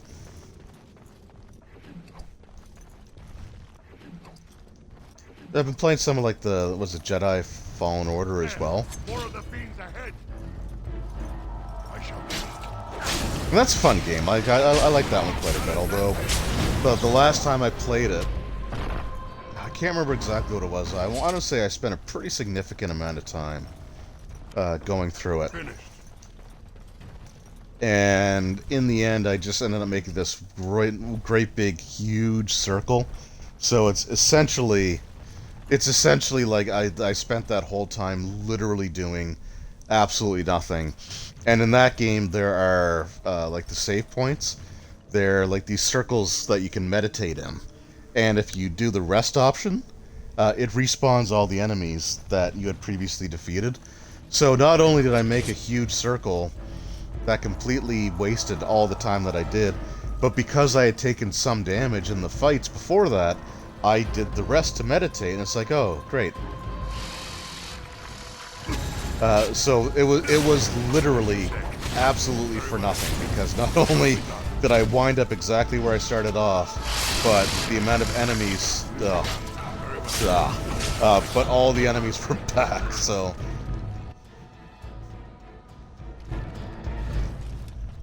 it was the biggest waste of time you could have possibly, I could have possibly pulled off, and I did it.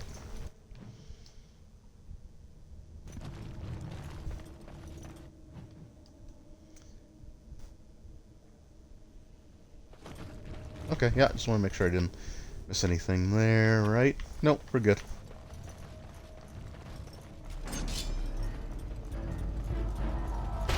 As you say.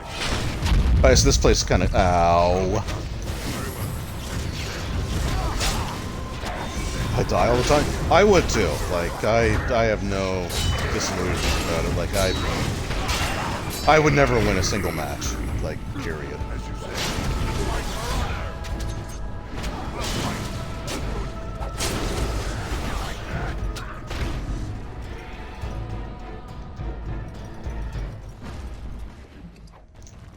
Alright, well there's a stone golem. It's not as cool as shale, though.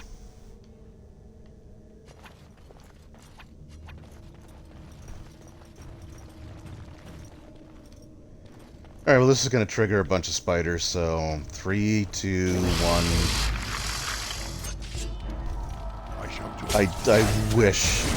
I wish it didn't have, like, the chittery noise. And I hate the fact that I hear that in these headphones. As someone who hates spiders, it makes it extra gross. Okay, there's the altar. Okay. Alright, let's just grab a bunch of stuff here. Since we're here. Well, who's that? We'll find out in a moment.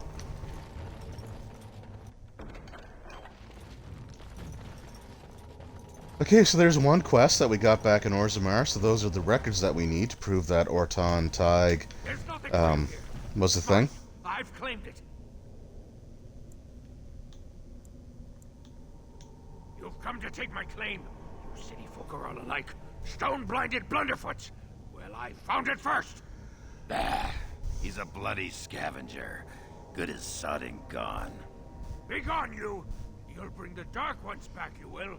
As soon as you said 3, you got webbed. Yep. Word has it. Yeah, that's the way it goes. Down here by eating the darkspawn dead. It burns when it goes down. It burns. It's my claim, not yours. Crunch your bones. Be careful now. And of course, that summons what else? More spiders.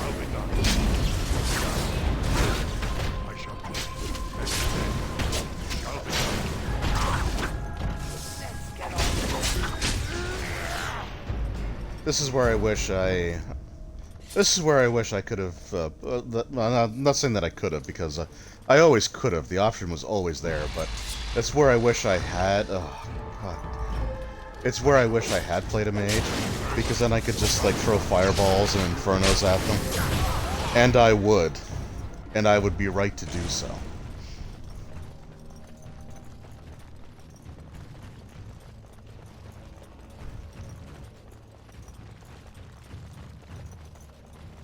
Alright, you gonna put your weapons away so you can move a little faster?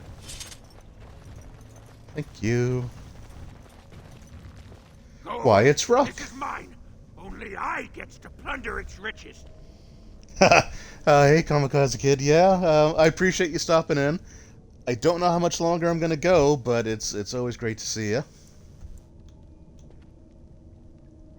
It's mine. I'm the one who found it. I drove out the crawlers. Now it's mine. You won't take anything from Ruck? You won't take his shiny worms or pretty rocks? No, not interested. Might trade for it, though. Ruck not mind that, maybe. I think Ruck actually has a book, too. Ruck has some things from the camp. Sometimes the webs. You give him shiny coins, no? Alright, cool, because we have a bunch of stuff to sell Ruck, too.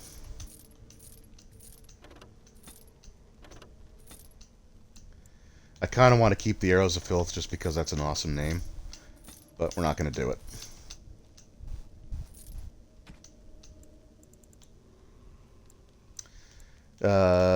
We also don't need any of the heavy Dwarven armor. I'm going to keep those Gloves of Diligence because I think I've got other parts of that. And those are like, that's a special suit of armor. Geez, we're already back up to 86 gold. After I bought that super expensive ring. And get rid of the stuff that we never, ever, ever use. Oh, I guess he doesn't have a book. That kind of sucks, but that's fine. That's fine.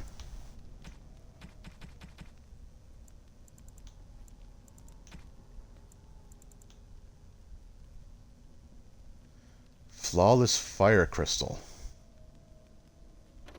What does Shale currently have? Oops. Shale. Ice Crystal. Well, we'll buy one. Not going to use it right away, but we will buy one. You are back? Not to take Ruck's claim, right? Not to steal from Ruck. No. No filter. No mother. No warm blanket and stew and pillow and soft words. Ruck doesn't deserve good memories. No. Yeah, so this guy, he's like they said, he's been eating like darkspawn corpses to survive, and darkspawn blood, unless it's like treated and you go through the joining ritual like the wardens do, and survive it, can actually like drive people insane, can transform them into, I think they actually call them ghouls. So he's kind of in that process. She did not know. Not what I did. I was very angry, and then someone was dead, and they wanted to send Ruck to the mines. It's one thing I hate about RPGs. They're basically a sea of things you never use. Everyone would know. Yeah, I'm also one of those types of people that, like, not so much in this game, because there's not a lot of stuff like that in this game that's, like, limited use. But, like, when I was playing, sees the darkness inside. Like, Final Fantasy, I think, is, like, one of those really bad examples of it. But, like, I'll have, like, maybe potions or just all these different things that it's, like, I always want to hold on to because I might need them later. And I keep saying to myself, nope, there's got to be a better use for this, so I'm going to hold on to it. And then I never use it. So, and then I finish the game, like the final boss, and it's like, well, yeah, I've had this for so long. Or by the time you get to the final boss, the item's like completely useless against them anyway. But that's one thing I'm really bad at. Just like hoarding stuff.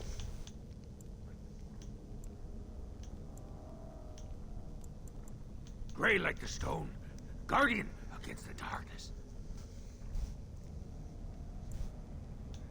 When the Dark Ones were here, I kept to the shadows. They don't look in the shadows, not if you're quiet. Make him king, make Ruck the king.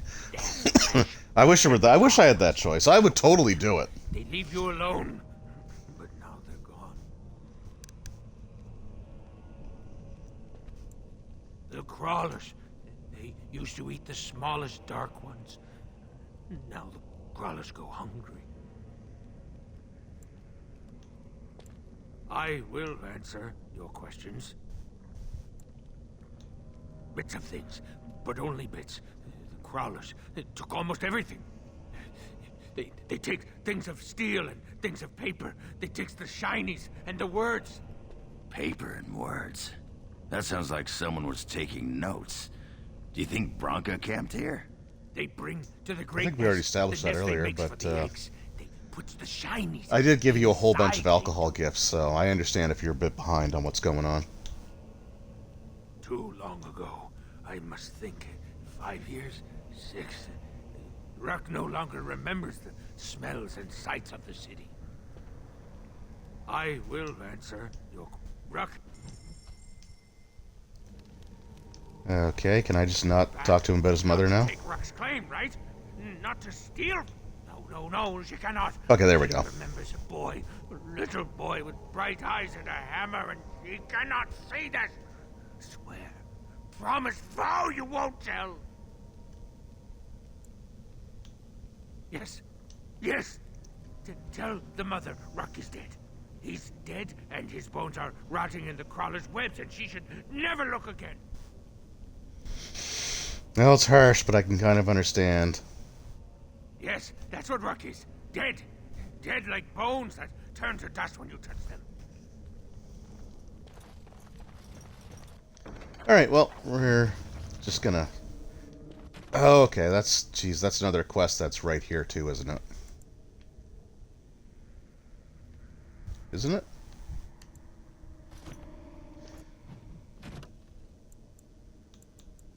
Topsider, the Admiral Topsider. Location of the final battle. Okay, yeah. So we got to backtrack again. I'll do that before I complete the Asunder ritual to end the stream. So we had found, I think, maybe... Bone picker is living in Bronca's old camp. Did you see the marks on the floor? There are a lot Actually, of I people don't... with fires there once. Those I must be Bronca's don't... papers he said were taken by Actually, the maybe I spiders. don't need to backtrack. Nothing that fragile would be left from the tag. Because there was that sarcophagus that I found that might just be a part of the quest. I wish it hasn't been so long since I played this. Yeah, you know what? No, I think it is somewhere later that we have to worry about it, so...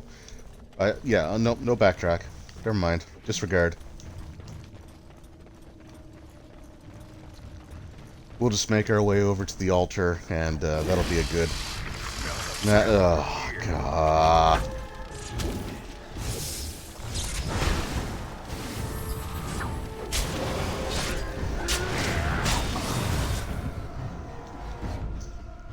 Orzammar is a series of backtracks. You're not wrong. Yeah, it's hard to say because I don't know if it's my least favorite. I mean, the Jesus, Morgan, where the hell? How'd you? Wow.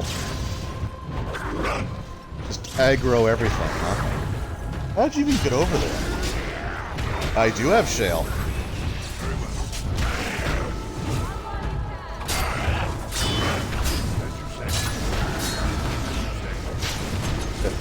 Too many spiders. What the hell was I talking about before Morrigan just like came around the corner with everybody? Right. Oh yeah. So I still think that the Circle of Mages is probably my least favorite. Admittedly, largely and almost exclusively because of the Fade section.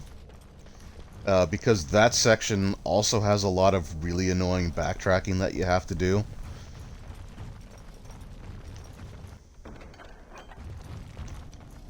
Alright, so here is... Oh, the Mystical Site of Power. Did we finish that? Yes, we did. Okay, cool. So when I get back to Civilization, I can turn in that quest. But yeah, so with Orzammar, there's just a lot of there's a lot of having to kind of run around and explore. You know what? We're so close. We're so close to leaving this map. We'll leave this map as the end of the stream. I know I keep moving the goalposts when I'm gonna stop, but Restored that which was cut asunder, and revealed my hiding place. Speak your intention. Seek you vengeance or reward? right. So what should I do here? Should I take the reward, or should I seek vengeance? I'll leave that up to you guys.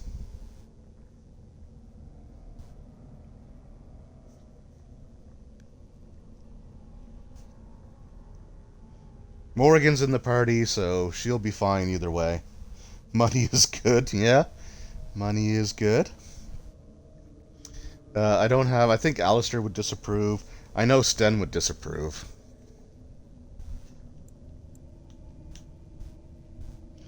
Alright, reward it is. You are rewarded, and I shall toy with this realm another day. No, that was a pride demon. 25 gold, that's pretty good. Yeah, so that was a pride demon, and they are like the most powerful versions in the game.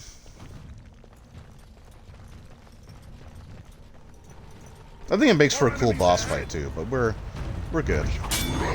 As you said, money is good.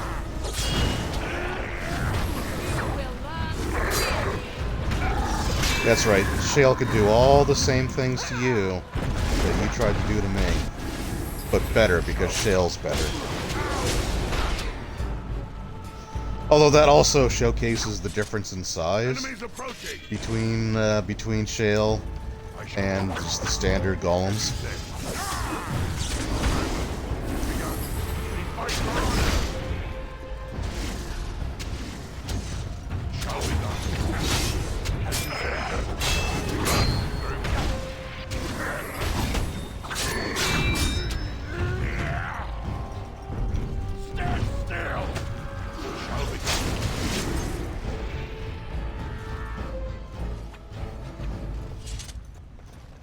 All right.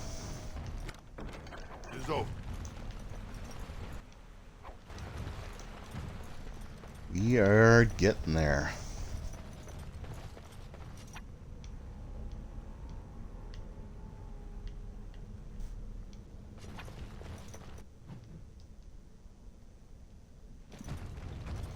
Oh, okay.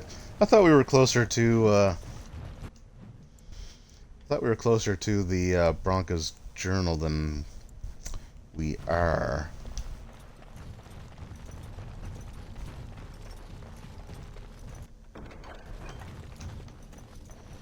Ooh, a fancy vase. Surprised you're streaming so late. Yeah, well, I keep finding things that I want to do in this stream. But this is like hour 4, so we're definitely about to cut it off. And then like you showed up right like 10 minutes before I was going to stop, so I feel like I should go at least a little bit longer now that you're here. So I'm blaming you.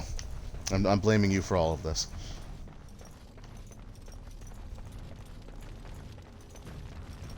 I mean, not seriously, but you know. I am done.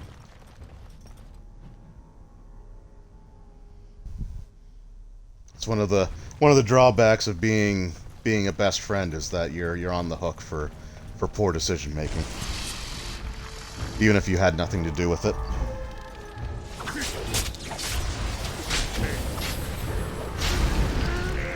Oh, good, a mage. And spiders.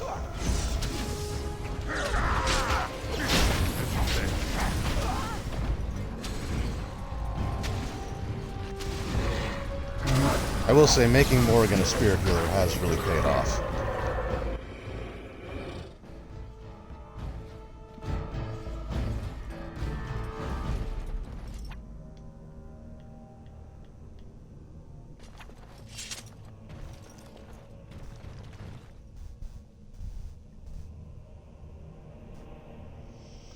Don't kill yourself on my account. Been shouldering the blame for 20 years. That's right. It's not like you'd never blame me for anything. Oh, this fight. This fight is super annoying. So, that queen spider will essentially constantly... will just constantly, like, jump back up to the ceiling. And whenever she does, she webs you first, so... And I want to say it's based off of, like, damage thresholds. Oh, yeah, you would never blame me for anything. Yeah. Make me look like the bad guy, will ya? Actually, that wasn't so bad. We killed her a lot faster than I was expecting. We killed the queen, guys.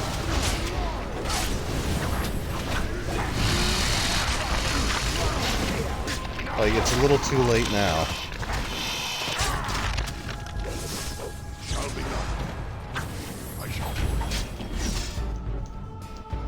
Yeah, that's your job. Well, you're good at it.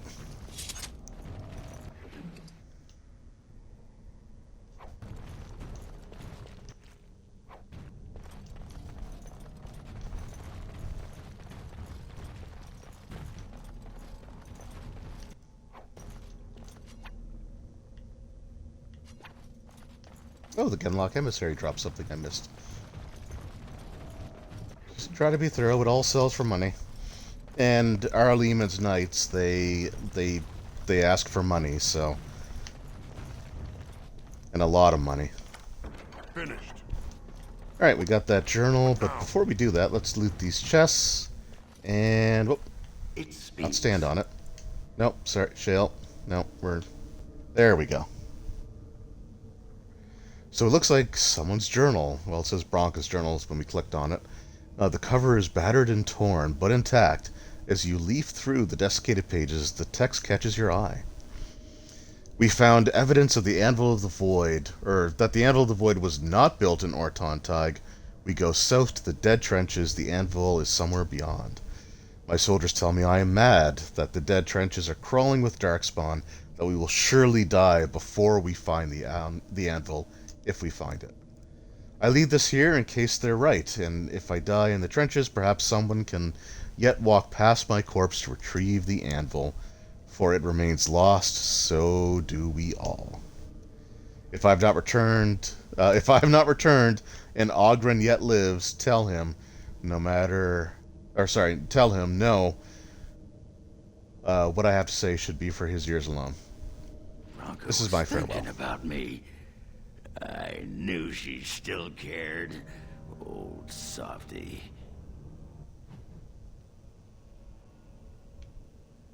Looks like the dead trenches is our next stop then.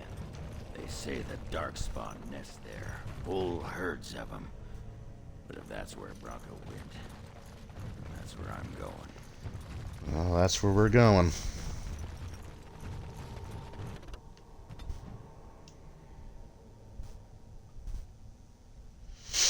Oh, Okay, no, let's just go there. I was tempted to go back to Orzammar and trade those quests, but I can't remember if I can select the dead trenches, like, directly after that, or if I have to go there first. So let's just go there.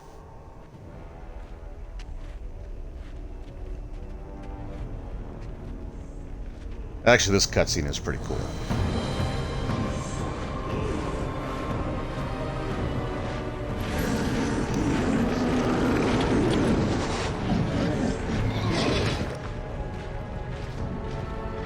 I also didn't stream Monday because I was dealing with the migraines, so I don't mind going a little bit longer on this one to make up for it.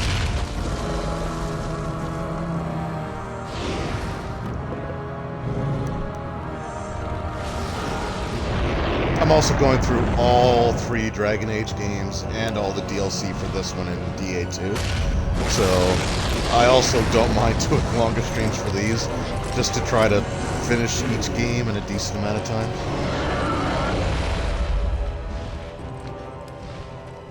Yeah, no, migraines suck, and like we were having like I don't know if it's just the heat from the summer and probably a little bit of dehydration was part of it as well. But anyway, yeah. So we are in the Dead Trenches. So next stream we can wrap up the Orzammar section for sure. But yeah, it's been 4 hours and 10 minutes. So it's also like 4 a.m. for me here where I live. So it's I think it's time to wrap it up. So I just want to thank everyone that popped in. Sword Talon 1, it's always great seeing you on stream. Kamikaze Kid, likewise. Anyone else that popped in, even if it's just for a few seconds, it still means a lot to me. And if you're watching this on YouTube when I re-upload it there, thanks for your support there as well. It always means a lot to me. Now I will be back Friday night, starting at 11 p.m. Eastern Time for some Star Wars Knights of the Old Republic. So I'll be doing my second stream of that, and then next week I will have my regular Baldur's Gate Dark Alliance one as well. So always looking forward to those. And again, I always have fun doing this. Like it hasn't felt like 4 hours have gone by. Like it's been really enjoyable. But it is getting late, and I really do need to head to bed. So thank you, everyone. It does mean a lot, and I will see you all next time. Take care.